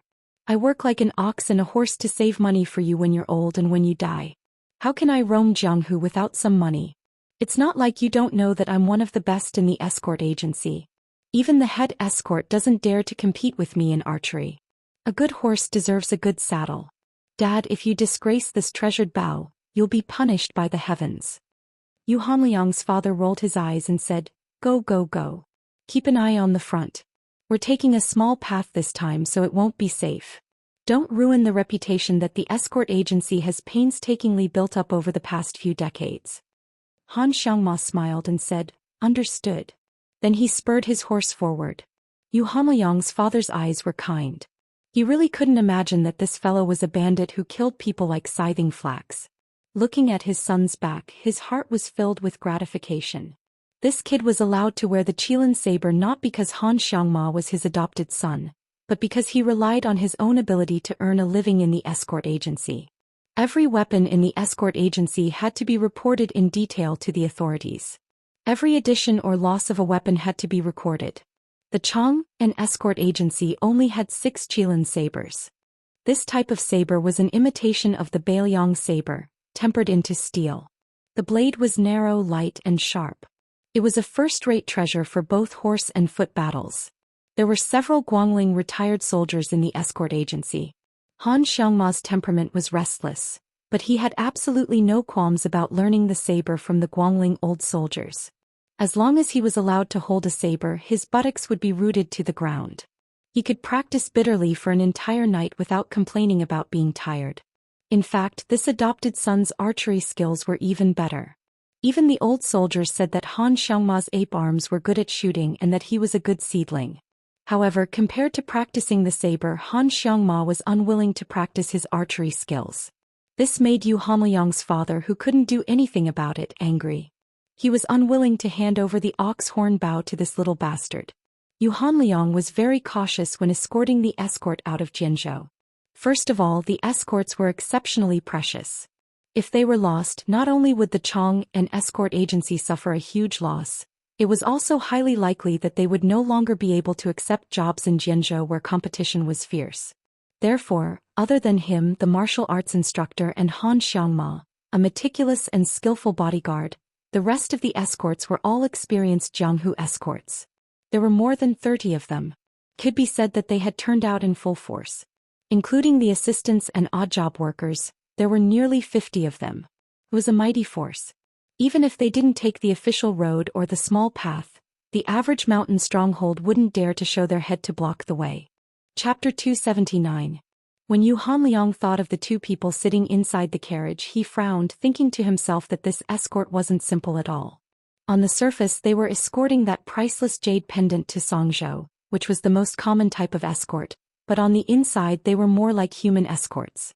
The two people in the carriage lived in seclusion. Yu Hanliang had spent most of his life as a fugitive and had only managed to settle down after joining the escort agency. However, he had never met any young ladies from noble families, and he hadn't even come in contact with many pretty girls from humble families. But even if he hadn't eaten pork, he had at least seen pigs run. The two people in the carriage didn't seem like ordinary girls from noble families. Using the name of being escorts to leave Jianzhou, they looked like they were fleeing from disaster no matter how he looked at it. When the heads of the Chong and escort agency had first gathered together to discuss the matter, Yu Hanliang didn't really want to accept the escort. However, the Chong and escort agency's business had been slow for the past 2 years, and they had been squeezed quite a bit by the other big escort agencies. On top of that, the two people on the other side of the carriage had been generous enough to pay a deposit of 600 taels of silver, and they had promised to pay another 60 taels of gold when they reached Songzhou. The head escort gritted his teeth and accepted the mission. Han Xiangma, who was at the front of the escort team, raised his hand and made a gesture. The old escorts immediately drew their weapons as if they were about to face a great enemy. However, only half of the saber was unsheathed. This was an unwritten rule of escorts. Since the other side didn't launch a sneak attack, but instead openly blocked the way as long as they didn't really fall out with them, if the escort agency unsheathed their saber first, it would be tantamount to smashing the bandits' reputation. It was a very disrespectful act. When traveling the Jianghu, one couldn't be careless in the slightest. About 70 to 80 people jumped out of the dense forest on both sides of the small path with shiny sabers and spears. More than 20 riders appeared from the fork in the path, all of them strong and strong. Yu Hanliang had been an escort for 20 years, so of course he could tell that this group of bandits wasn't ordinary. They were most likely the kind of bandit who set small shrimps to catch big fish. Yu Hanliang was puzzled. He had never heard of such a troublesome bandit king on this mountain. He had even been here last year and remembered that the bandits who occupied the mountain were Qin Yaozi's acquaintances. Qin Yaozi was an expert in the 3 Emperor Cannon Fist and the 16-style whip kick. Yu Hanliang had no chance of winning in a one-on-one fight. However, the bandits under Qin Yaozi were not very useful. They were old, weak, and disabled. Thus, when he was escorting in the past, he had only paid a small amount of silver as a tribute to the emperor. Both sides were still able to live with each other. After a while, Yu Hanliang and Qin Yaozi had become half acquainted. According to the head escort Shi Qingfeng, this time he wanted to see if he could use this opportunity to rope Qin Yaozi in as a guest of the Chong, an escort agency. However, he didn't expect that the Bandit King's banner would be so ferocious. There were 20 bandits on horseback. This wasn't something an ordinary bandit could have. Not only was a horse expensive, but there was no market for it. Raising a horse was even more difficult. Father Yu exhaled a long breath of turbid air. He tightened his grip on the saber at his waist and urged his horse forward. First he had Han Xiangma, a newborn calf that wasn't afraid of tigers, roll back. Facing the group of bandits, he cupped his fists and shouted, "Jian Province's Chong and escort agencies Yu Hanliang would like to borrow the path for you heroes." The other party didn't move at all. Father Yu braced himself and took out 2 bags of silver fragments. He raised his voice and said, "Tai Sui offers 20 tales of filial piety." The 20 riders didn't move an inch on the small path. Han Xiangma, who was originally ordered by Father Yu to bring up the rear, was furious. 10 tales of filial piety was already considered quite generous for an escort agency. These bastards relied on their numbers and didn't want to give them face. He turned his horse around and was about to draw his saber. Father Yu, who was familiar with this kid's violent temperament, was afraid that he would mess up the important matter. He turned his head and scolded, "Xiangma, don't mess around." Han Xiangma had no choice but to sullenly withdraw his saber. Suddenly he opened his eyes wide and shouted with reddened eyes, "Father, be careful. A person jumped down from a tree on the side of the road. He was dressed in black and carried a saber as he rushed forward. Yu Hanliang had just felt a chill. He didn't even have time to draw his saber to block before the person drew his saber and slashed him and his horse into two halves. Everyone felt as if their liver and guts were about to burst. They only saw the semicircular flowing light on the saber's edge. This kind of cold and silent killing technique was truly terrifying. Blood dripped on the small path. The bodies of man and horse were cut into two halves. Han Xiangma, who had depended on Father Yu for more than 20 years, was extremely angry. He lost his reason. He clamped his legs on the horse's belly and pulled out his Qilin saber, urging his horse to gallop forward. The young saberman standing on the small path lightly twisted his wrist. The blood on his saber splashed onto the ground, forming a scarlet line of blood. He pointed the tip of his saber at Han Xiangma, who had borrowed the momentum of his horse to strengthen his saber. Instead of retreating, he advanced and madly galloped forward. The two sides brushed past each other in an instant. After Han Xiangma's saber fell, he realized to his surprise that he had not hit his enemy. The next moment he fell off his horse and rolled on the road. It turned out that the four hooves of his horse had been cut off by the saberman. When he looked down at himself, his legs below the knees had long been separated from his body. It was only now that the saber was too sharp that Han Xiangma felt the piercing pain. Even someone as tough as him howled in pain. His 10 fingers subconsciously bent into hooks on the road and pierced into the mud. He did not even realize that his fingernails had been uprooted. Han Xiangma, who had dreamed of being in Jianghu for as long as he could remember, raised his head and saw Father Yu not far away. He slowly crawled over. At this moment, the young escort no longer had any thoughts of being free and unfettered in Jianghu and making a name for himself in the martial world. He only wanted to see his father one last time. The saberman who committed the murder did not even look at the nameless soldier Han Xiangma. Facing the hurried formation of the escort agency, he walked forward leisurely and easily deflected a few arrows that were shot at him. The saber's edge was as clear as snow and the momentum of his saber was majestic. The old soldiers of Guangling who had formed the formation at the front could not withstand it at all. The saberman with a stiff face only needed one clean stroke each time, cutting these old escorts of the Chong and escort agency into a pool of blood as if he were cutting melons and vegetables. Except for Han Xiangma, who did not die on the spot, those who met him were all killed instantly without exception. In less than half an hour the carriages were in a mess. The old escorts protected the carriages with their lives. The workers and handymen did not have the courage to flee in all directions. The saberman also did not chase after the carriages. Naturally, the 20 valiant cavalrymen chased after them on horseback. Raising their sabers, they easily pulled out a fatal wound that was so deep that the bones could be seen. The burly young man pulled out the tip of the saber that was stabbed into the heart of the last old escort. He wiped the saber on the body that was slowly falling to the ground to wipe away the blood stains and then used the tip of the saber to lift up the curtain of the carriage. He said coldly, "You have been chosen by Ancestor Xianyuan. Where can you escape to?" The curtain was lifted up and a dagger stabbed out. The young saberman pinched the dagger with 2 fingers and casually broke it. He threw it on the road and then reached out to grab her slender white neck. He first dragged her out of the carriage and then hung her in the air. Her veil hat had fallen off, revealing a cold and peerless face. However, the cold-blooded swordsman did not care about her appearance. He only lowered his gaze slightly and saw that her feet, which were quite high from the ground, were trembling violently. Her hands were patting his thick arm in vain. Her face turned from red to purple. Another person who stayed in the carriage came out and saw this scene. She took off her veil hat and her face was exactly the same as the woman whose life was hanging by a thread. She said in a cold voice, "Let go of my sister."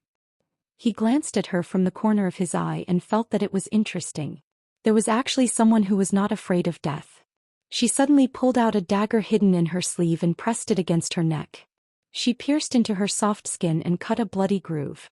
She said coldly, "Let's see how you will explain to the pervert Ancestor Xianyuan if I die."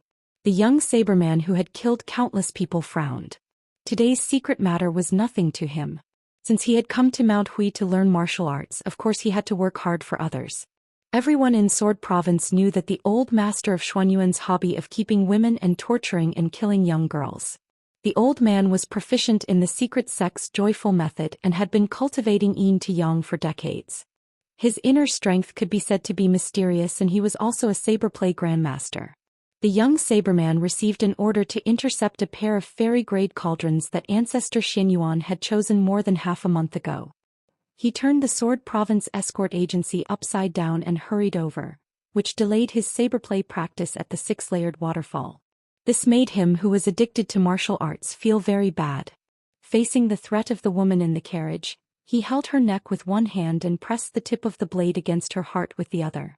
He said coldly, "Suicide? I won't stop you. However, I can guarantee that your sister will die before you. As long as I find the heart acupoint and crush her heart, I can make your sister half dead and suffer a fate worse than death. It's 100 times worse than you cutting your neck." She bit her lips with her snow-white teeth so hard that blood seeped out. The hatred in her eyes was unforgettable. She said slowly, "Who are you?" The young saberman said indifferently, "Remember, I'm Yuan Tingshan. If you want revenge, follow me back to Mount Hui and serve Ancestor Xianyuan well. Only after a few years of pillow talk will you have the hope of causing me some trouble." She really threw away the dagger and said with a smile, "Just wait." The machete man who claimed to be Yuan Tingshan casually tossed his elder sister to the ground. The 20 riders had already slaughtered all the small fries in the escort agency. Not a single one was left alive. The machete man cracked his neck at the genuine robbers behind him. The riders whose blades were still dripping with blood all smirked and charged forward. She looked indifferently at her sister, who was hugging the saberman's thigh and begging for mercy. The young saberman quietly waited for the riders to finish their work. When he saw that most of the heads had been harvested, he lowered his head and looked at them. "I heard that it's hard to tell your gender. I'm very curious which one of you is a man." As he spoke, a man wearing a white brocade robe with 2 sabers appeared at the end of the road. Chapter 280. In terms of geography, Jiangdong's Big Bulbul Gang and Jiangxi's Dragon and Tiger Demon slaying platforms stood opposite each other. In terms of geography, they were similar.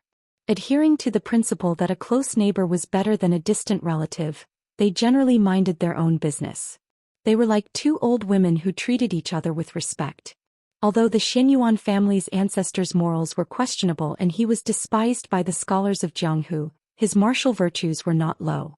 He had made friends with many heroes and warriors in the world.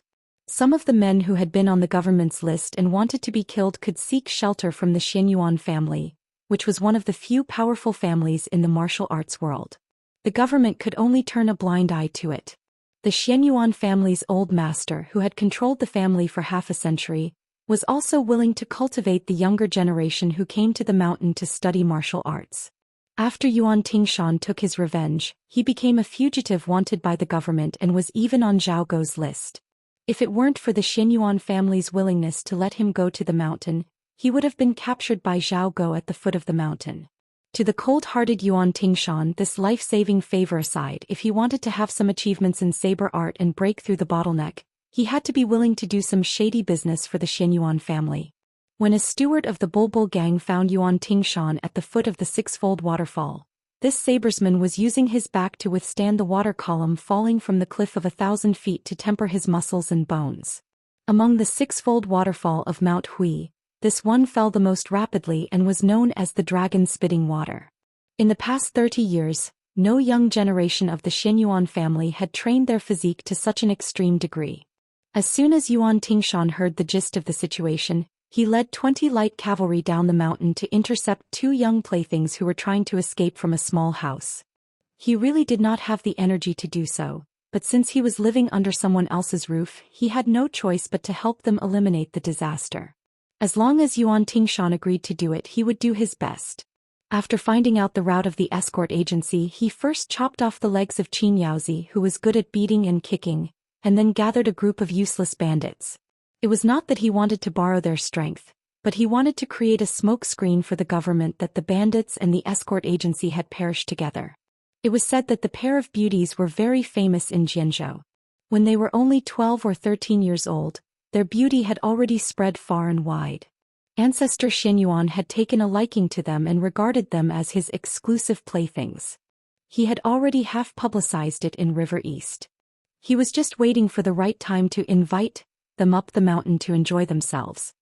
He never thought that the pair of beauties who were praised as, one of them is already beautiful enough to topple a city, while the other is even more beautiful enough to topple a country, would actually run away. Yuan Tingshan, who was slow to realize many things, glanced at the two people who had almost the same face and body, then pointed at the one standing on the coach with the tip of his blade, laughed out loud and said, "Your skin is even better than a woman's. No wonder Patriarch Xianyuan cares more about you. I wonder how many days you can be played with by my sister with your soft and tender skin. Remember, my name is Yuan Tingshan. Before I master my blade skills, don't die. Otherwise it won't be fun anymore." Yuan Tingshan had already seen the famous uninvited guest sitting high on the horse, looking at him from afar. The corner of Yuan Tingshan's mouth curled up, and a murderous intent surged. He was born poor, and after he started practicing martial arts, he never hid his hatred for the rich and powerful. When he first entered Zhenzhou, he slaughtered a whole boat of rich and powerful people on the river. Yuan Tingshan made a beheading gesture to the valiant light horse that Xianyuan had painstakingly trained. He gently tapped his shoulder with the back of his blade and walked towards the black bodyguard who was still crawling on the ground. He did not forget to turn his head and say with a smile, "I kindly remind you. I heard on Mount Hui that Ancestor Xianyuan has strange hobbies. When the time comes when the old man asks you to have sex with your sister, what will you do?" The sister with the shocking purple mark on her neck was paralyzed on the ground. When she heard Yuan Tingshan's words, her delicate body trembled and her face turned pale. The blood at the corner of the bodyguard's mouth became thicker. Yuan Tingshan made a suggestive gesture of straightening his back and laughed as he walked towards the young bodyguard who was struggling at death's door, leaving behind the androgynous pair of brother and sister. The sister, who was sitting on the ground, raised her head in fear and looked at her brother, who had been very opinionated since he was young. The latter just happened to be looking at her coldly from above. She shivered to the bone. Yuan Tingshan did not care about being hated by the siblings at all. With their looks, if they could really curry favor with Ancestor Xianyuan, it would not be difficult for them to be favored at Bulgang for a few years.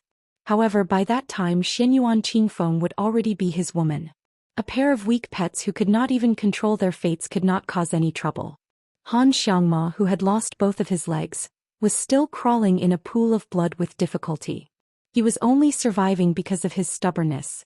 Yuan Tingshan stood between Han Xiangma and the old bodyguard's corpse. He stabbed his saber into the ground and bent down with a smile. "Try a little harder. You will see your father's head soon." When Han Xiangma's head, which was still moving forward with its broken body, reached the edge of the saber, Yuan Tingshan sneered and slowly cut a gully in the road. He then gently cut off the head. After pulling out the saber, he kicked the head with the tip of his foot. Blood splashed out of the head and the head rolled to the old bodyguard's corpse. "Jianghu men die in Jianghu. It is a worthy death." Yuan Tingshan murmured, "I am a good person." This scene made the siblings feel nauseous, especially the sister, who was so terrified that she fainted on the spot. The man who was standing straight on the carriage called out to Murong Wuzhu, but there was no response. He expressionlessly lifted his sleeve to wipe off the blood. She, who had been praised for her beauty in countless poems in the river east of Zhenzhou, had a blank look in her eyes. The Murong family was the last aristocratic family in Zhenzhou, far inferior to those powerful aristocratic families. It was said that when the Murong siblings were born, there was a magician who passed by and left a ballad. A female and a male, a female and a male and a female flew into the Wutong Palace. Everyone knew that the Wutong Palace was the palace of Great Peace City. As the Murong siblings gradually grew up, the scholars of Zhenzhou praised them. The elder sister was a rare beauty, and the younger brother was as beautiful as a lotus. It was said that since he was born, the lotus pond in the mansion had never bloomed. Every year the pond filled with green lotuses only grew to buds. Therefore Murong Tonghuang was also known as the Lotus Man. In addition to the ballad that had been sung for many years, the Murong family had great expectations for this pair of siblings. There was once a clan member who was blinded by lust and tried to molest the siblings when they were only 10 years old. However, no one knew why he didn't succeed in the end. He was even blinded in one eye and was expelled from the family. Unfortunately, when the siblings were 13 years old, they went to Longhu to burn incense. At the foot of Mount Hui, Ancestor Xianyuan saw them and regarded them as his exclusive property. The Murong family was powerless in the face of such a huge figure in Jianzhou. It was unknown whether it was because they were cornered that they endured until the end of the 3-year deadline and ran away from home. Ancestor Xianyuan didn't make things difficult for the Murong family, but the Chang'an escort agency, who was kept in the dark, suffered. At the end of the road, His Royal Highness, who had heard the news from the blue-white luan in the sky and had only rushed over to join in the fun, widened his eyes. Seeing the 20 riders charging towards him, he didn't understand for a moment. Could it be the armored soldiers of Hezhou? But it didn't seem like it. If they were really going to fight, wouldn't 20 riders be too shabby? Didn't they know that there were 100 Phoenix Battalion soldiers following behind him? Because of the blue-white luan's warning, he didn't allow the 100 light riders to pull away. His Royal Highness was already in a bad mood as he approached Mount Longhu. Especially after seeing the Machateman's cruel actions of cutting off heads and kicking heads, he became even angrier. He raised his hand and with great halberd Ningame in the lead, the 100 light riders split into 2 columns and stomped on the ground, creating an ear-piercing rumble. Chapter 281. The 20 riders were not stupid. After being stunned, they immediately turned around and ran away. They were not blind. Who could not see that the cavalry that appeared out of nowhere not only had a standard saber, but they also had a crossbow on their back. Bows and arrows were still fine as the imperial court did not forbid private possession of them. However, crossbows were definitely not something that could be used by the military. Once found in private possession, the light punishment would be banishment to the army and banishment of 3,000 li. The heavy punishment would be the crime of treason and the head would be chopped off.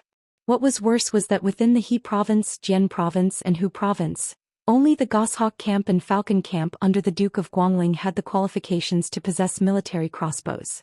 The Xianyuan family could look down on those counties, but they did not dare to clamor against the elites of the vassal kings. Even the arrogant and domineering Yuan Tingshan could not help but frown. Duke of Guangling's men?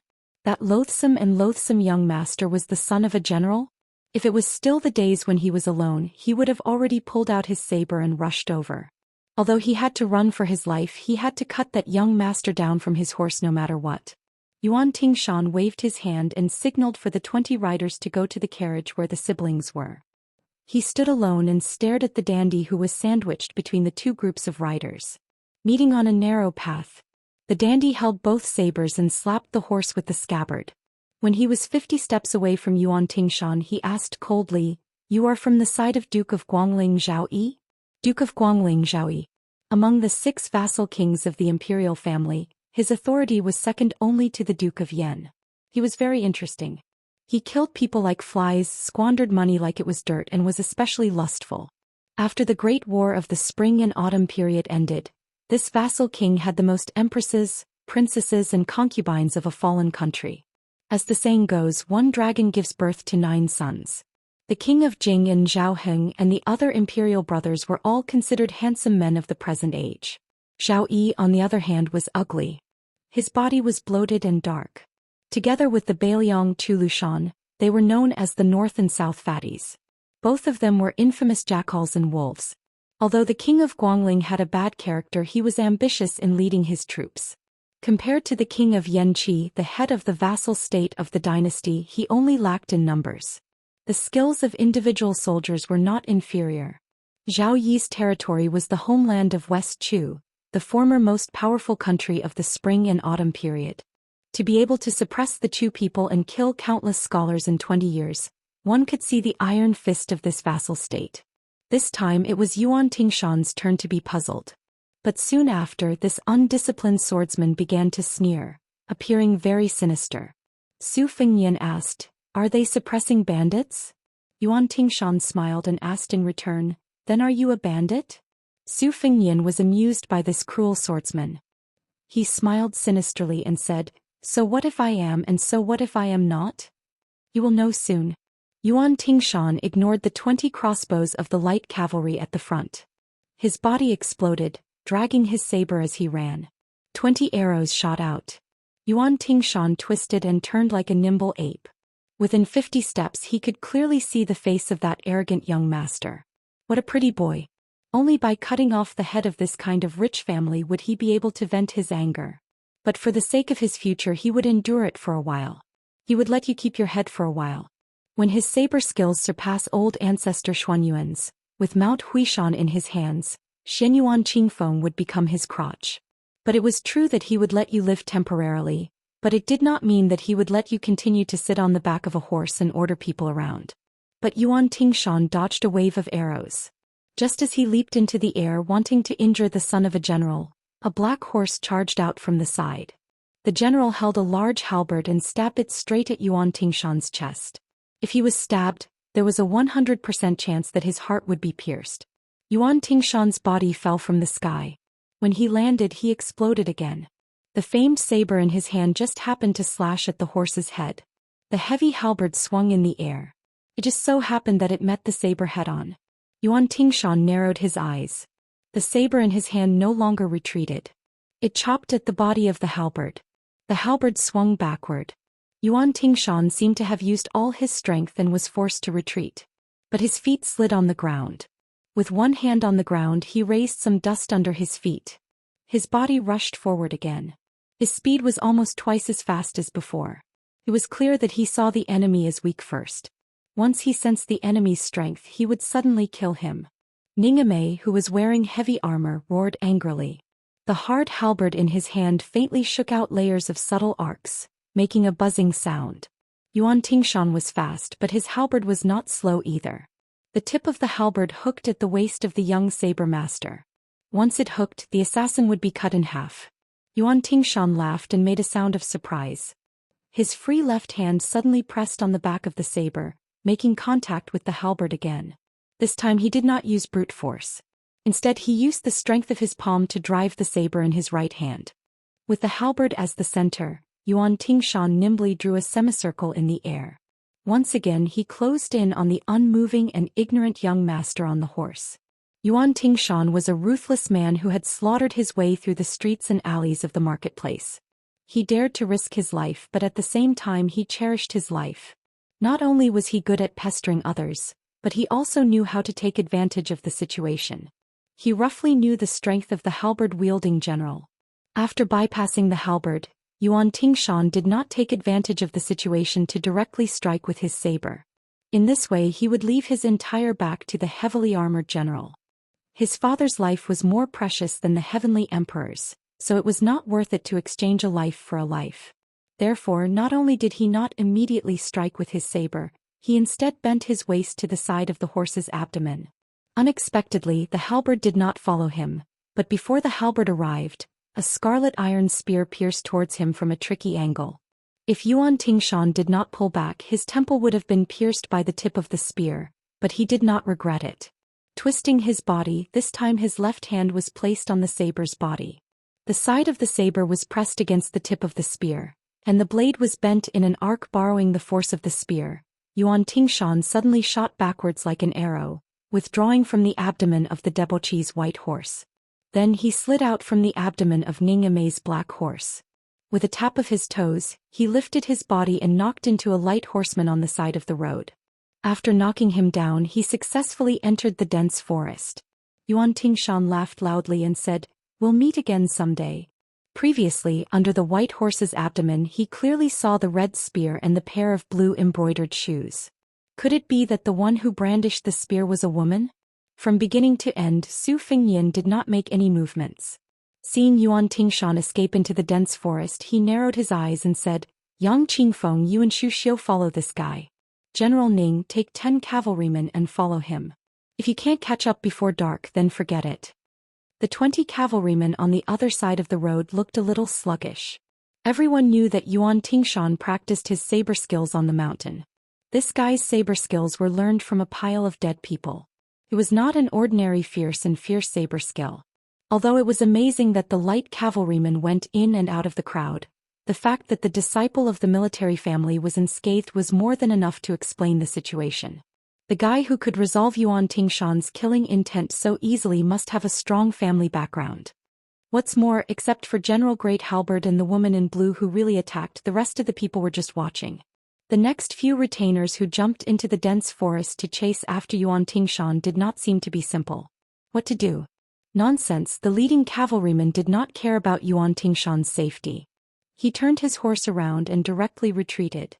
When he passed by the carriage, he bent down and picked up Murong Wuzhu, who was sitting on the ground in a daze, and put him on the horse's back. Another cavalryman followed suit and wanted to kidnap Murong Tonghuang, who was standing on the carriage. Unexpectedly, this beautiful woman stretched out her hand and stabbed him. The cavalryman, who was unprepared, felt a burst of pain. He looked back and glared at her fiercely before continuing to rush forward. Murong Tonghuang did not wait for the next cavalryman to make a move. He quickly retreated into the carriage and hid in a corner. Su Fengnian turned his head and smiled at Yuan Meng, who was eager to give it a try. He ordered, "Field Officer Yuan, take some people and chase after them. It's up to you whether to leave them alive or not." The two groups of light cavalrymen chased and fled. The small path was very noisy and lively. Su Fengnian came near the carriage. He lifted the curtain with the scabbard and saw a slightly immature but cold and beautiful face. He also saw a pair of cold and hostile eyes.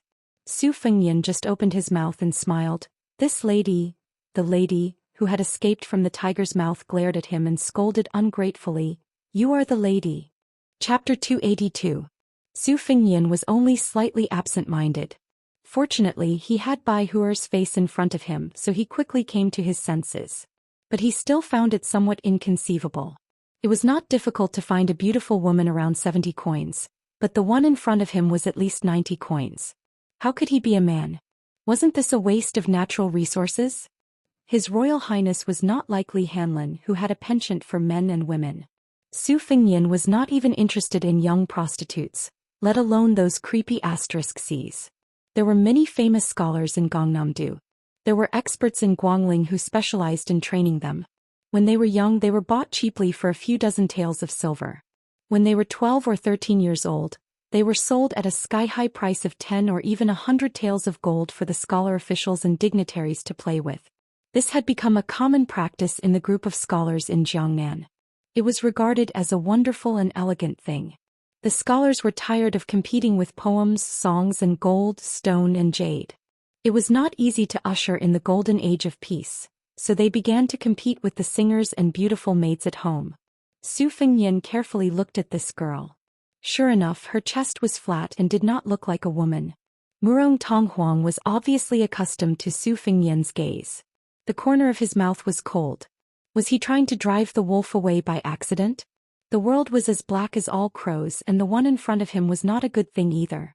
Su Fengnian had been in the flower bush for a long time, so he knew how to grasp people's hearts. He smiled and said, "Yes, I am indeed not a good thing." Murong Tonghuang, whose thoughts were seen through, became colder and stiffer. His body instinctively shrank back. Su Fengnian did not care and asked curiously, "It seems that you are not with the cavalry. What's going on? Is this a local tyrant robbing a woman?" Murong Tonghuang bit his lips and ignored this guy with a foreign accent. Su Fengnian turned his head and looked at the light cavalry that was chasing after them on the small path. With the Phoenix Battalion's horsemanship and the horse's leg strength, it was 90 against 20. There was a great disparity in the number of people on both sides. There was no need to worry about the outcome of the battle. If Yuan Meng couldn't eat it, he would be beheaded. As for the young machete man who killed decisively, Yang Qingfeng was proficient in the art of tracking, Xu Xiu had a variety of martial arts, and Ning Mei the great halberd, the 10 white horse followers, and even Grandpa Wei said that he wanted to stretch his muscles and bones to participate in the encirclement. The machete man was ferocious, but he was still in a perilous situation. Su Fengnian was not worried that someone was trying to lure the tiger away from the mountain. After the battle at the Reed Marsh, the green and white luan above his head would alert him if there was any movement within a radius of 10 li.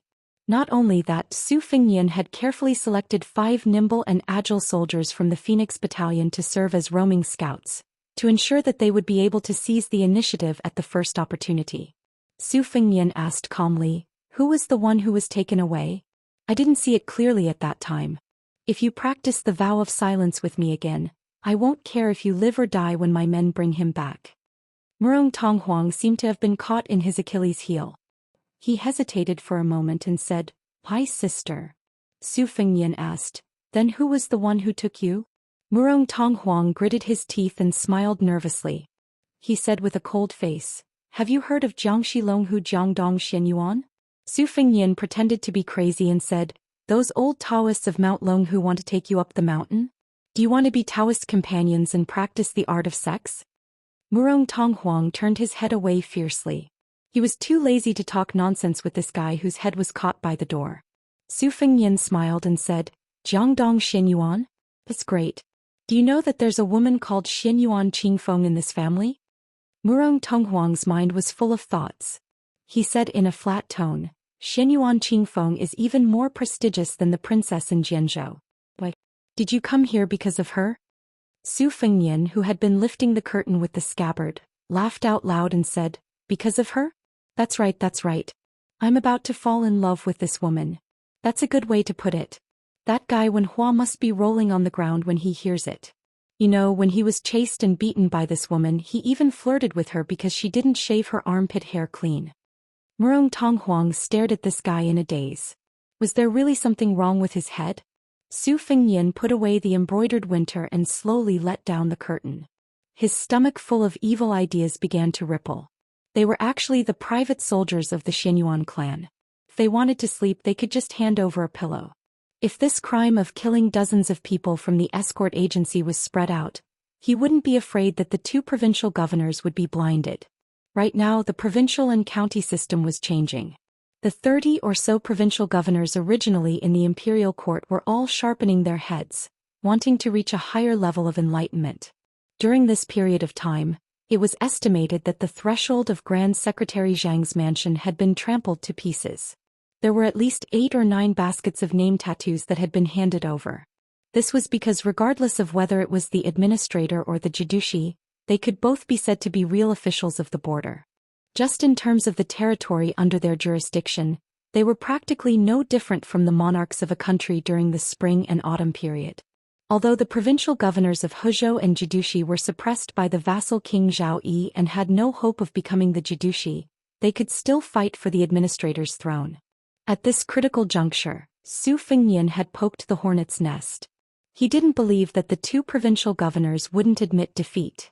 Su Zhao's strength lay in that he couldn't make these two important ministers become the administrator, but he definitely had the ability to make them lose their positions. When Su Fengnian saw Blue Bird holding the Xana spear, he felt that something was off. He helplessly asked, Are you tired? Blue Bird shook her head very seriously. The 90 Phoenix Battalion Light Cavalry swiftly pursued and attacked. The horses' hooves shook the ground and the crossbows shot out violently.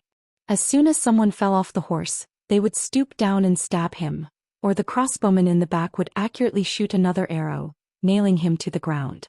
Fortunately, this was not an official road. Otherwise, the commoners would be scared out of their wits if they saw such a bloody scene. Once defeated, it would become a lifeless hunt. The Bailiang cavalry was originally selected from the Baimang cavalry who were good at fighting. Their horsemanship could compete with the nomadic cavalry of the grasslands of Baimang. Although the Bailiang army could not be said to have swept across the desert in recent years, the border cities and towns of the two countries were crisscrossed with each other. Every year there would be small and medium-sized fierce battles. This was especially so under the purposeful arrangement of the Great Pillar State Su Shao and the tacit cooperation of the Baimang side. The scouts from both sides were habitually grouped into a group of 100 to 120 people to fight in pairs. Once they came into contact with each other, it would be a cruel battle of hunting and counter-hunting. The excellent horsemanship of the Bailiang cavalry was forcefully honed in this way. The soldiers of the Yan Imperial and Guangling vassals were also considered ferocious soldiers in the past. Why was it that in the past decade or so, they were unable to compete with the Bailiang army and fight for the title of the world's greatest hero? It was because the Bailiang had the Baimang as a whetstone. The whetstone had the blood of both sides flowing on it. Before it dried, fresh blood would splash on it. The 20 riders were not able to withstand the slaughter. Soon, only the rider with the woman on his horse was left. Yuan Meng and the rider advanced side by side. The Bailiang knife in his hand was not in a hurry to be unsheathed. He grinned and said, "Brother, if you turn around and obediently go to our family's young master and offer this beauty to him, we will spare your life. If you continue to run, you will become a hedgehog." The rider from the Xinyuan family did not dare to believe it. He wished that his mount had 4 more legs and ran wildly, lashing the horsewhip to death. Yuan Meng laughed coldly and said, "Are you in a hurry to be reincarnated? Chapter 283. With a flash of the blade, the head of the knight flew up. The headless corpse swayed and finally fell on the road. Yuan Meng leaped from the back of the horse and jumped onto the horse that had no one to drive it. He pulled the reins and the horse finally stopped. Yuan Meng laughed loudly and said, "Let's go back." Passing by the corpses of the enemy cavalry that were scattered on the road, Yuan Meng said viciously, "Give me another arrow. Remember to shoot the head. If any bastard dares to miss, get off the horse and pick up the arrow." The fearsome light cavalry roared with laughter. It turned out that one of them was trying to show off his skills on the white horse and tried to shoot the eyeball of a corpse. In the end, the eyeball brushed past his face and fell on the ground. Yuan Meng turned his head and scolded with a smile, "Wang Donglin, get off the horse and pick up the arrows one by one. If there is one arrow missing, I will make your ass bleed." The valiant light cavalry soldier called Wang Donglin scolded and got off the horse. He used his Bailiang saber to chop the corpse that caused him to lose face into a pile of mud. Then he obediently went to the corpses one by one to pull out the arrows. He didn't forget to shout at the top of his lungs, "If anyone dares to talk to His Royal Highness about this, I will not let him off." Yuan Meng's laughter came from afar. "Young chick that hasn't even grown hair yet. How dare you talk about me?" His Royal Highness said that when we reach Jianzhou he will find 2 courtesans for each of us. Wang Donglin, who was pulling out the arrows from the corpses, wiped the saliva from the corner of his mouth. As a result, his face was covered in blood. Su Fengyan had nothing to do, so he personally drove the carriage that Murong Tonghuang was in. The 3 carriages slowly moved forward. The 3 coachmen were His Royal Highness, Spear Immortal Wang Xiu's daughter, and the old god of swords Li Chungang. This group of horses was really terrifying.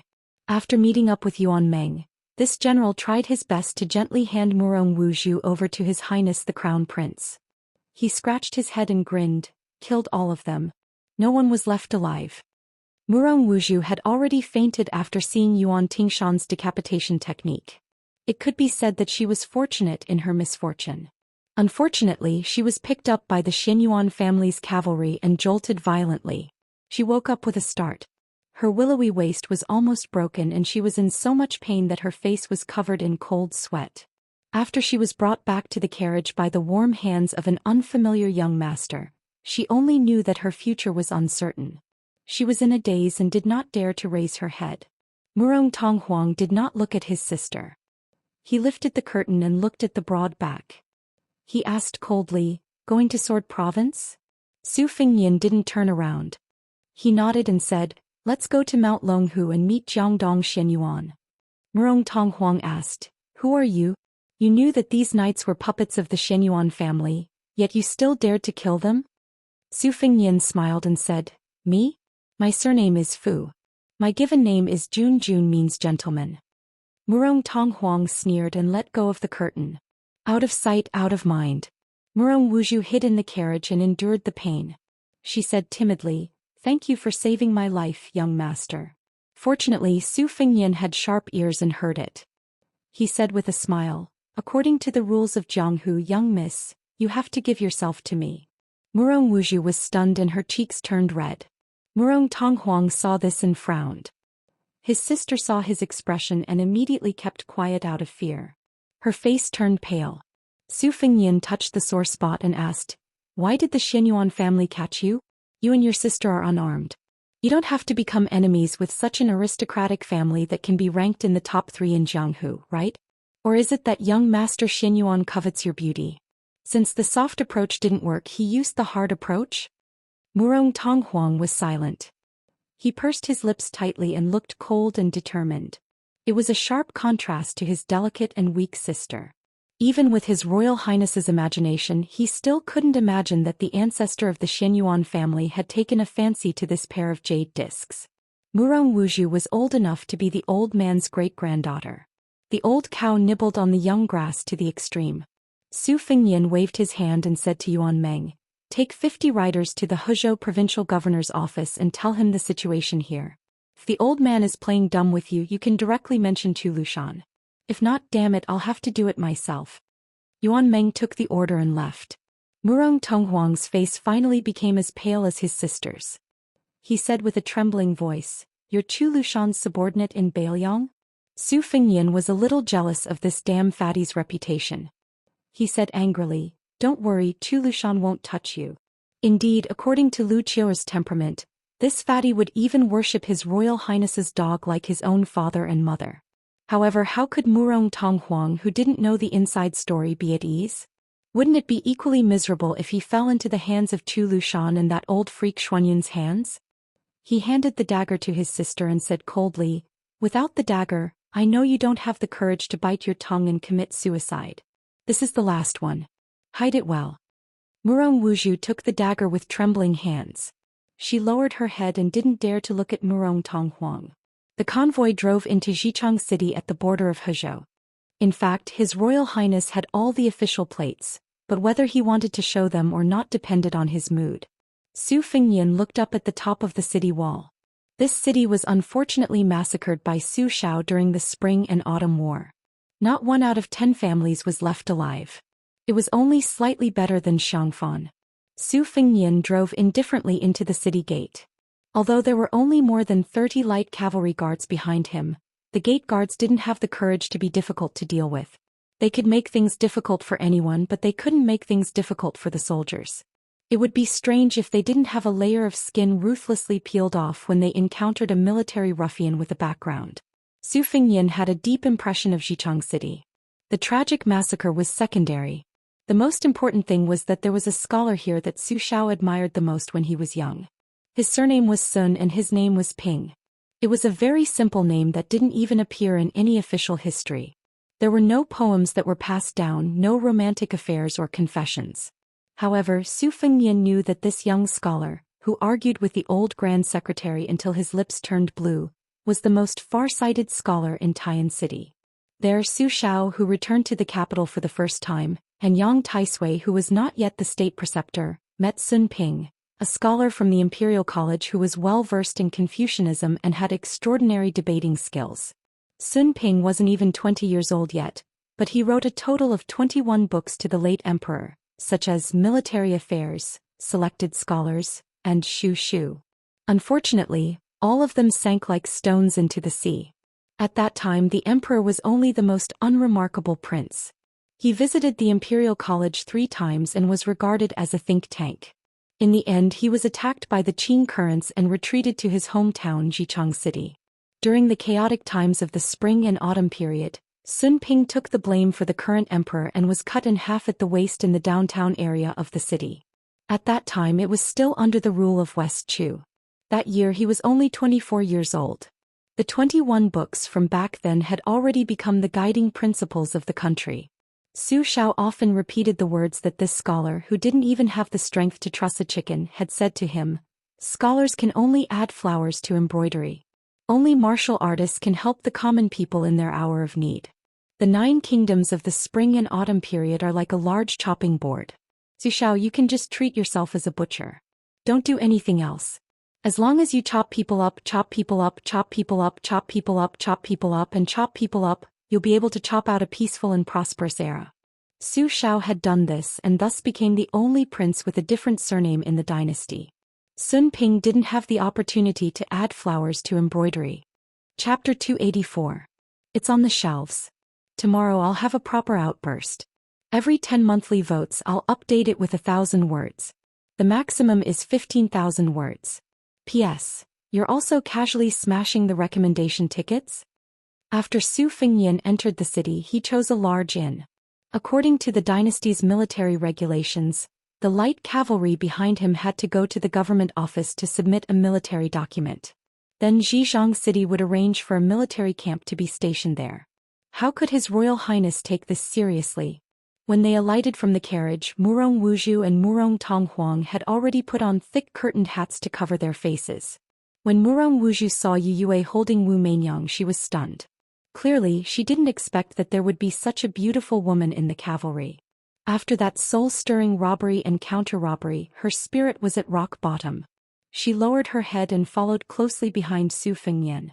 When she stepped onto the stairs, she suddenly bumped into His Royal Highness's back. She was overwhelmed with shock. She was afraid that she would offend this foreign general who was gentle in speech but ruthless in his methods. However, Su Fengnian only raised his head to size up the two large red lanterns hanging at the entrance of the inn.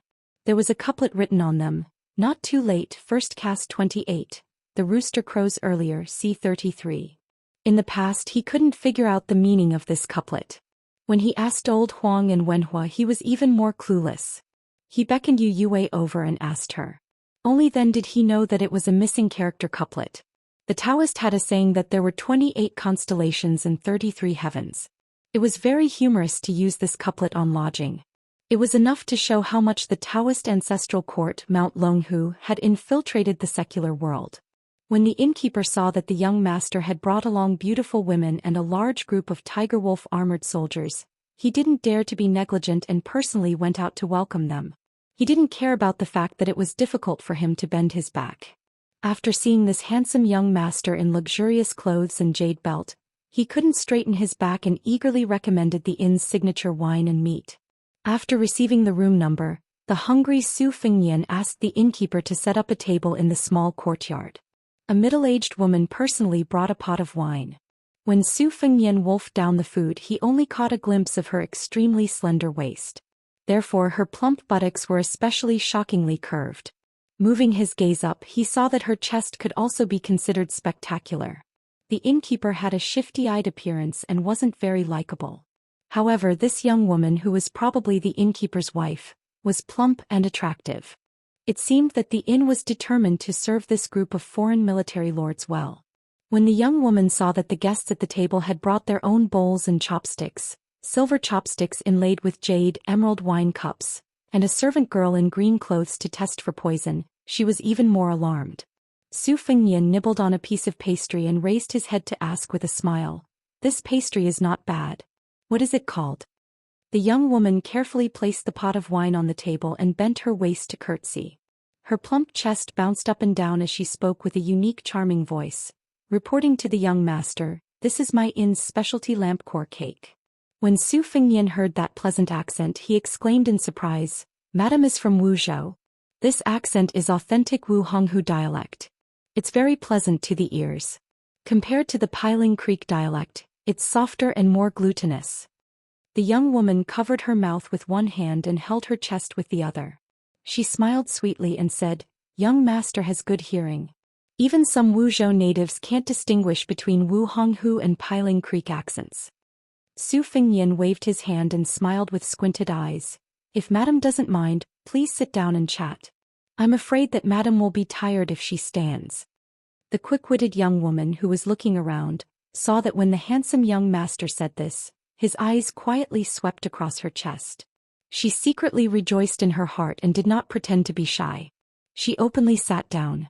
She knew that she was no longer in her prime. If she pretended to be a young girl, it would only annoy people. She might as well be straightforward and rely on her mature and plump body to tease men. However, after entering the courtyard, she did not dare to look carefully. She only focused on the handsome man in front of her. After sitting down and looking around, she suddenly felt ashamed of her inferiority. The woman with the white cat in her arms was really beautiful. Although she could not see the faces of the three women with curtains covering their faces, her refined temperament made her feel as if she was sitting on pins and needles. She wanted to cry but had no tears. This time she had lost a lot of face.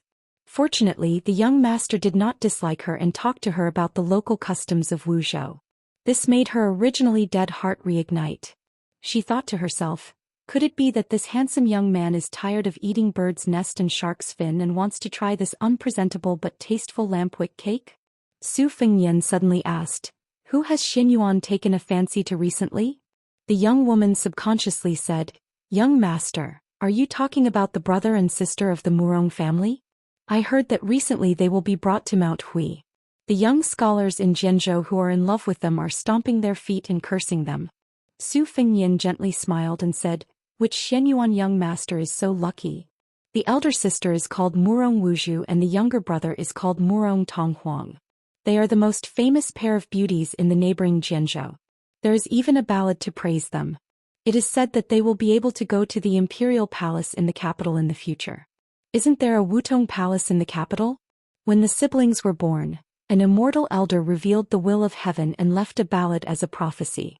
The general meaning is that the male and female will enter the Wutong Palace together. The young woman saw the gentle smile on the young master's face and drank a mouthful of wine.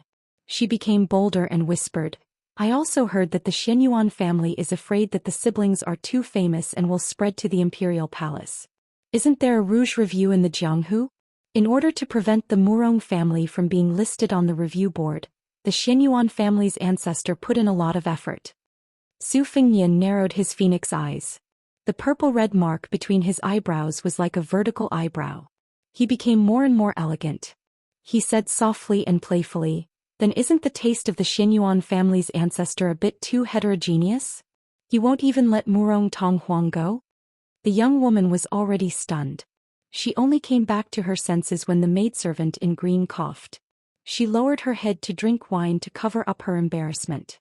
She raised her head to look at the young master and smiled charmingly. I heard that Murong Tonghuang is more beautiful than a woman. Chapter 285. Princess Jing, and sat at the table while the Murong siblings stood behind Su Fengnian. Their expressions were different. Murong Wuzhu was sad, worried and helpless. She just stared at the back of Xianyuan and felt that she had luckily grasped onto a life-saving straw. No matter how big of a storm Xianyuan would cause or whether this straw would be broken by the deep-rooted Xianyuan family, she was not a tenacious woman. If it wasn't for her brother's insistence, even if she was taken to Mount Hui to be Xuanyuan's plaything, she would only cry a few times and accept her fate. Murong Tonghuang was furious. He pursed his lips and didn't say a word. Su Fengnian laughed and said, Madam, tell me how handsome Murong Tonghuang is. I don't believe that a man can be that handsome. Murong Tonghuang snorted coldly behind him. If the last dagger wasn't given to Murong Wuzhu, he would have stabbed him in the back. The proprietress had a strange look in her eyes and goosebumps.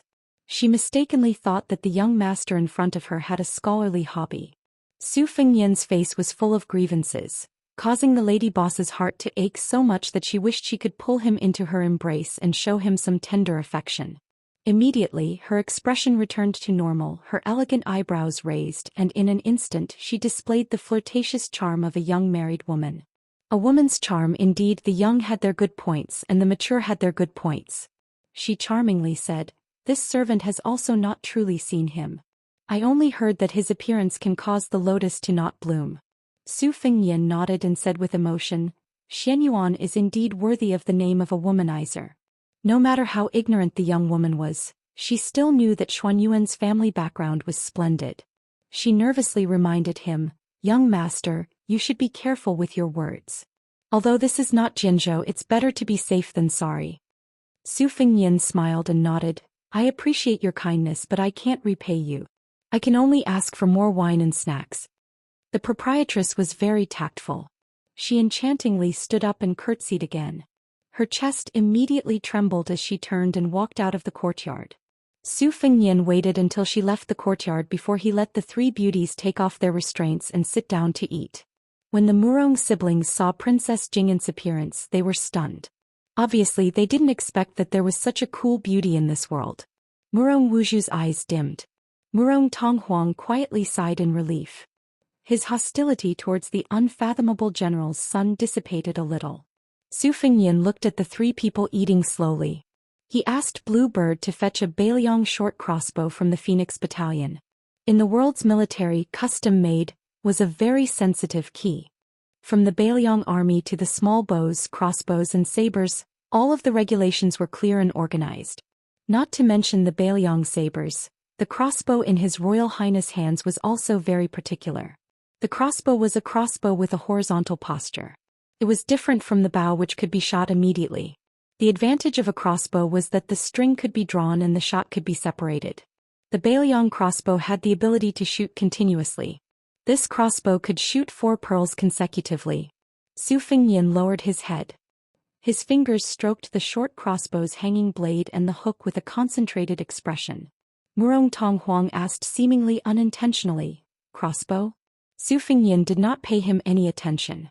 He just remembered the Bailiang army's famous flowing crossbows.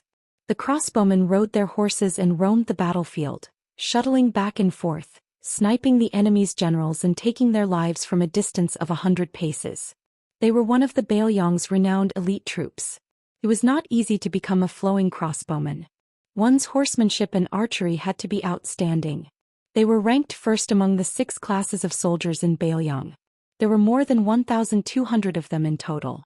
Among them, 600 were organized into the Big Hut Battalion, and the rest were mostly scouts and roaming sentries. There was an unwritten rule in Bailiang. If a Baimang's son wanted to go to the border to earn real military merit, he must first be trained by the old soldiers to lose a few layers of skin and a few pounds of meat. If he was qualified and outstanding, he would be thrown into the sentry battalion as a scout. Only after fighting with the Bailiang spies with real swords and spears and cutting off 3 heads would he be considered to have a foothold in the Bailiang army. Not long ago, Li Hanlin sent a letter saying that he had successfully become a roaming sentinel. He had dreamed of running into those barbarians in Baimang. In the letter, he said that when his father heard that he was not content to stay in the rear and instead went to work as a scout, he was so angry that smoke was coming out of his 7 orifices. He did not have time to attend to the government affairs and rushed to the border military town, wanting to kidnap the only son of the Li family who was going to carry on the Li family's ancestral line and bring him home. He almost had a conflict with the Bailiang army. Fortunately, De Zhugua rushed back to the border from the capital and persuaded Li Hanlin, who was about to take the post of Bailiang's Taoist strategist, to go back. It was the Baimang that had been waging war all year round in the Liang dynasty. Su Fengnian was in a daze. The frontier poets of the dynasty liked to view the barbarians as animals that drank raw meat and drank blood. In the 100 barbarian country, the people were valiant. The barbarian soldiers were all armored cavalry, and there were hundreds of thousands of soldiers who controlled the strings. From the emperor to the common people, there was a custom of widowing after the death of the father, the wife after the death of the mother, the wife after the death of the elder brother. In the eyes of the dynasty, this was simply shocking and had no morals to speak of. However, the biggest scandal of Baimang in recent years was that a woman who had caused chaos in the palace had become the emperor. In 30 years she had served 3 emperors, of which 2 were father and son. The last emperor, who had only ascended the throne for 13 days, could even be considered her nephew. This was something that was absolutely unimaginable in the Liang dynasty. It was said that this empress had 3,000 male companions. She was over 50 years old, but she was still very lustful. A few years ago she had even sent a secret envoy to send a message to Su Xiao. As long as Su Xiao was willing to surrender to Baimang, she was willing to be his wife and share the world with him. Su Xiao was also straightforward with this huge meat pie that could sow discord and win him over. He first killed the envoy and then sent a message to Baimang. It was just 5 words. "Slave Su still thinks I'm too old." Su Fengnian smiled. Su Xiao was too vicious. That old woman was the empress of Baimang, but he still thought she was too old to be his servant. However, that old woman's scheming was really terrifying. She was not angry at this monstrous humiliation. She just laughed it off. Su Fengnian put down his crossbow and looked up to see the unhappy Murong Tonghuang. He frowned and said, "Don't put on airs in front of me. Even a stray cat or dog on the roadside knows how to wag its tail." Murong Tonghuang's eyes were cold as he stared at Su Fengnian. Su Fengnian stretched out his hand and flicked the embroidered winter scabbard. The embroidered winter rose up, and with a bang, the most famous beautiful youth in Jianzhou staggered back and fell to the ground. Su Fengnian sneered and said, "I'm not that pervert Xinyuan Pan. I'm not interested in you. So what if you look like a woman? Can you give birth to a son for me? A mule born from a donkey and a mare. Do you know that? You're one." Murong Wuju was stunned by Su Fengnian's vicious words. Murong Tonghuang lowered his head and squeezed out a laugh from the gap between his teeth. It was unknown where Murong Wuju's courage came from. He held a dagger with both hands and faced Su Fengnian. Su Fengnian picked up the crossbow again and pressed it against Murong Tonghuang's head. Murong Wuju, whose face was full of tears, cried out in alarm, "No!" Murong Tonghuang raised his head. The crossbow was pressed against his forehead. He looked up at Su Fengnian and unexpectedly smiled. His smile could bring disaster to a country and its people. It was especially natural and charming. He said softly, "I know I'm wrong." Murong Wuju's dagger fell to the ground. He stared at Murong Tonghuang in a daze as if he was staring at a stranger. Princess Jing, and smiled strangely. Yue did not look at this scene. She stroked Wu Mainyang's soft hair. Su Fengnian squatted down and looked at that face.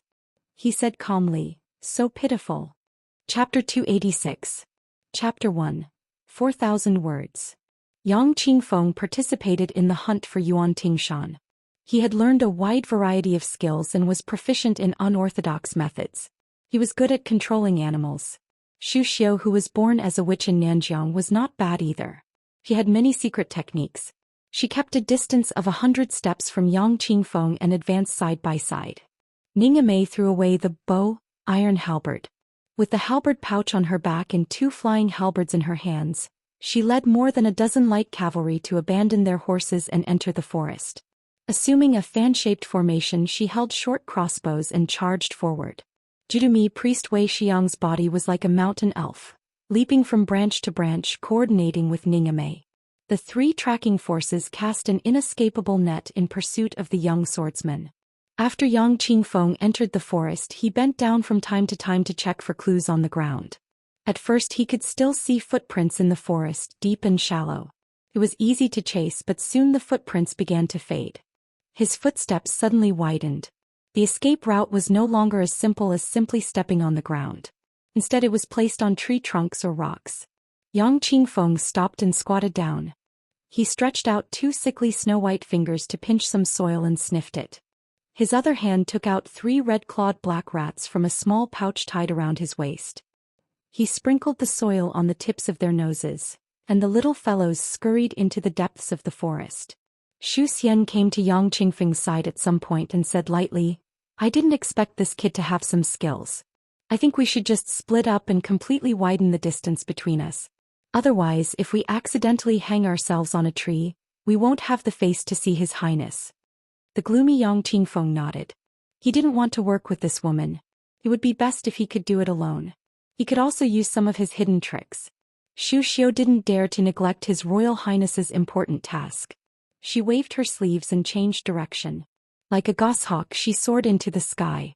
She stepped on the branches like a dragonfly skimming the surface of the water. After several bounces, she stood at the top of the tree. However, she didn't open her eyes to look into the distance. Instead, she closed her eyes and wrinkled her small nose. She suddenly opened her eyes and the corners of her mouth curled. Her delicate body swooped down quickly. She changed direction in the forest and chased after a breath. The swordsman was very cunning. He had already carefully and deliberately concealed his footprints. However, Zhou Xian was still able to follow him by relying on the breath that was against the wind. She muttered seductively, "Little guy is really naughty. Sister is so tired that I'm sweating all over. If I catch you, I'll skin you alive and pull out your tendons." In less than an hour, Zhou Xian successfully saw the swordsman's back twice. One time, the swordsman didn't run away. Instead, he ambushed Zhou Xian. His whole robust body was like a gecko sticking to the trunk of a tree. If Zhou Xian hadn't sensed that the breath had become heavier and determined that the swordsman was nearby, she would have been cut in half by the swordsman's saber. After Zhou Xian nimbly dodged this fierce and murderous strike, she retreated. Her hands and feet were glued to the trunk of a nearby tree. She looked down at the young swordsman who was grinning maliciously. She gently patted her heavy chest with one hand and said with a charming smile, "Oh, little brother, you don't even know how to have tender feelings for the fairer sex. Sister was worried about you all the way here for nothing." Yuan Tingshan, who was being chased by this woman like a shadow, wasn't flustered at all. He sheathed his saber and said with a mischievous smile, "My little brother isn't small. If sister doesn't believe me when it's just the 2 of us later, Yuan Tingshan will definitely make sister ecstatic." Zhou Xian, who was glued to the tree like a spider, said with a charming look, "Your little mouth is really sweet." Yuan Tingshan's ears kept trembling slightly. He tapped his legs with his saber. The 2 heavy lead weights wrapped around his calves shattered and fell to the ground. He said with a smile, "Sister's lover will be here soon.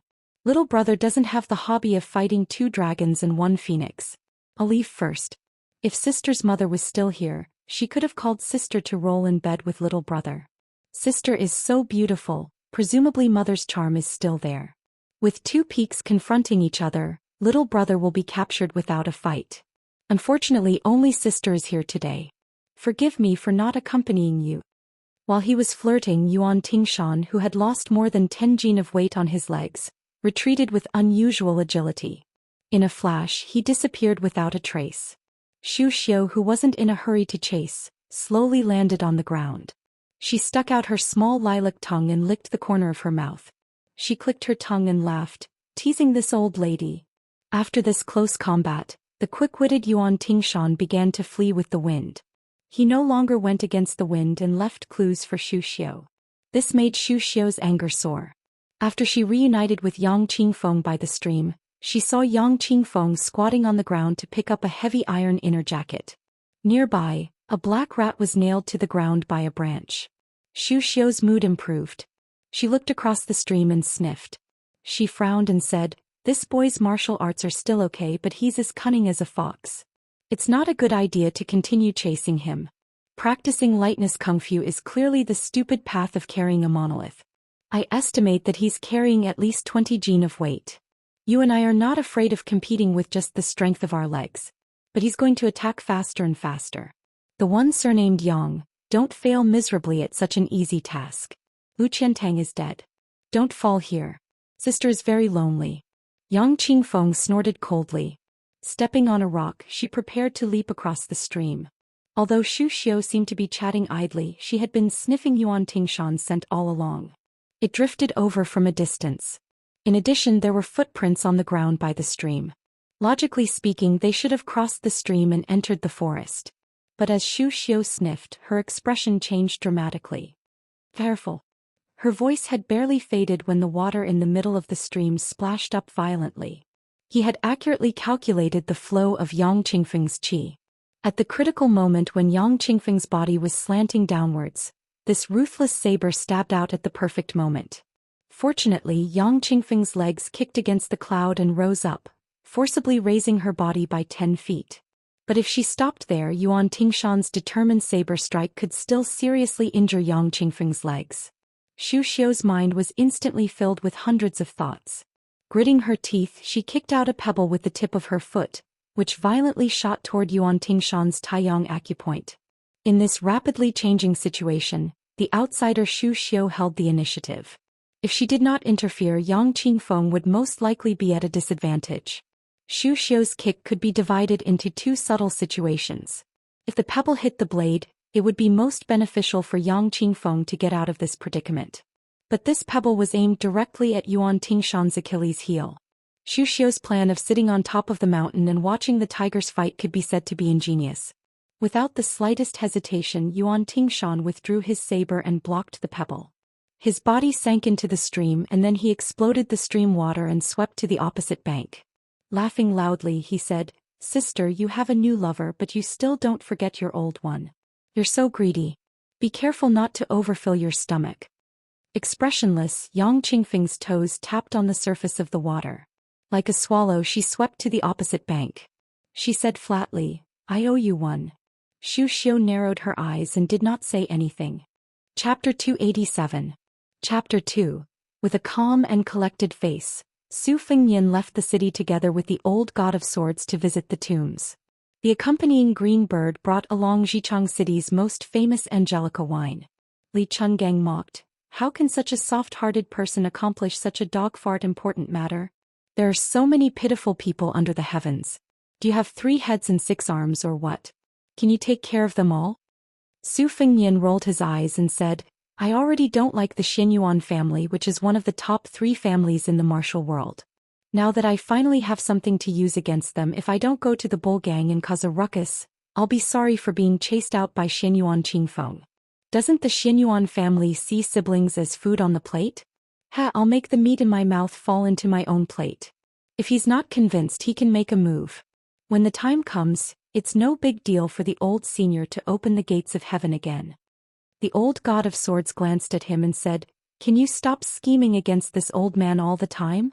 Now that you don't have Jiang and I to support you, if you really annoy this old man, he'll open the gates of heaven with his sword."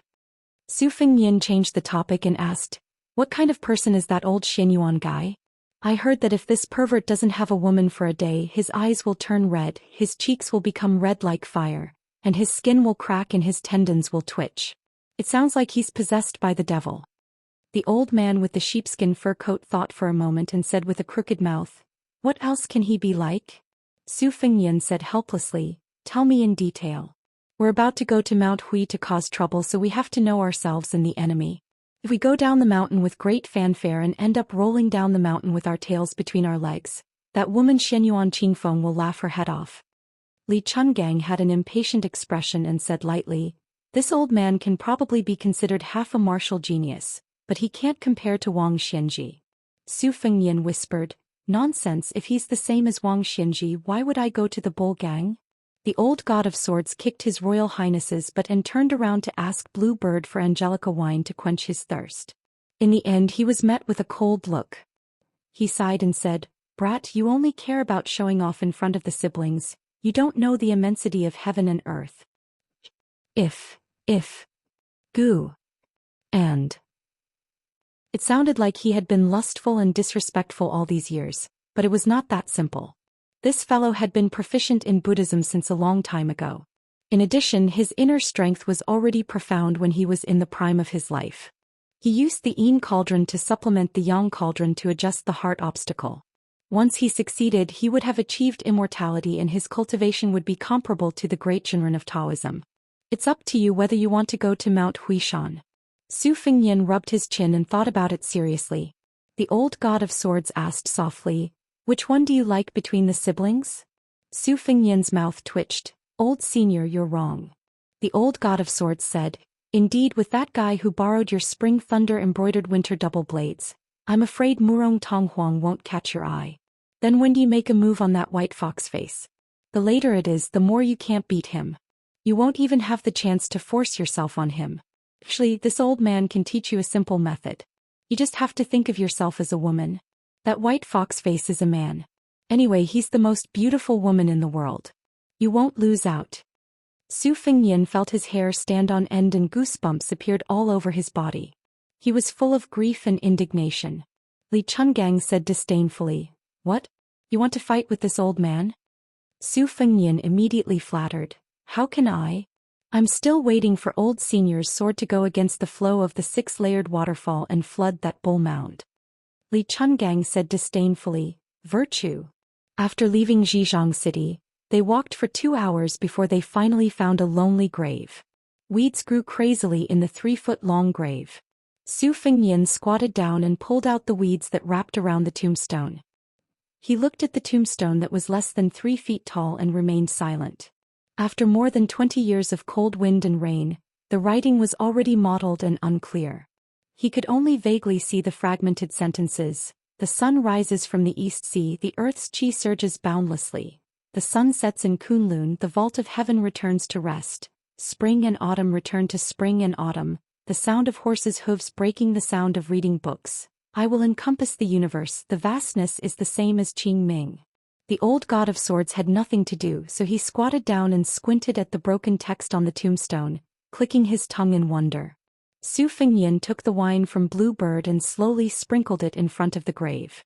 The grave was at the top of the mountain. After offering a pot of wine, Su Fengnian sat on the ground and looked at the fields in the distance. He muttered to himself, "I've always been good at writing, so I can only spend money to buy some poems from the scholars of Beiliang. Second sister was right, most of the poems I bought were just to express my worries. When read out loud, it's like a resentful woman crying for love. It's unbearable to the ear. But why can't the one in the grave live a few more years and write a few more sentences? 50 years of great work, told to the mountain ghosts." The old god of swords sat cross-legged and took off his boots. He picked his toes with his fingers and brought them to his nose for a sniff. He chuckled and said, "If he's dead, he's dead. The one in the grave is not bad. There are still people coming to visit his grave. Like this old man, who would bring wine to the grave after his death and sweep the grave and pull out weeds." Su Fengnian nodded and said, "That's true." The old man rubbed the soles of his feet and turned his head to ask, "Young Su, do you think you're pitiful?" Su Fengnian laughed involuntarily and said, "Me? I'm the mother *king heir of Beiliang. Didn't someone from the previous dynasty say that I'll be the food of a cauldron when I'm alive and be cooked in a cauldron when I'm dead? I was born with mountains of gold and silver and didn't have to worry about food and clothing. There aren't many people in the world who care about food and clothing more than I do. Now that I even have hereditary inheritance, I still *king feel pitiful. I'd rather hang myself with my hair or suffocate myself to death with a woman's breasts." That's why I only feel pity for the descendants of a fallen country and the Jianghu assassins who went to Beiliang Palace to seek death. I don't think they're hateful. Since I'm Su Zhao's son, I should have this awareness. There's no such thing as enjoying life without suffering the cold or hunger. I still had some resentment before I left with old Huang, but it's gone now. The old god of swords laughed and said, "You're quite open-minded." Su Fengyan said self-deprecatingly, "Actually, I'm also worried." Li Chungang smiled and asked, "What are you worried about?" Su Fengyan pulled up a weed and flicked the dirt off its roots. He put it in his mouth and chewed carefully. He said, "I'm just worried about not being able to learn the two-sleeved green snake." The old god of swords said heroically, "This old man's supreme art isn't something that can be learned so easily." Su Fengyan said softly, "Actually, I know that Senior's 216 green snakes are like forging iron, making the big yellow quart in my body more stable. As for how much of the two-sleeved green snake's essence I can learn, it's all up to fate, right?" Li Chungang narrowed his eyes and said slowly, "You're indeed not stupid.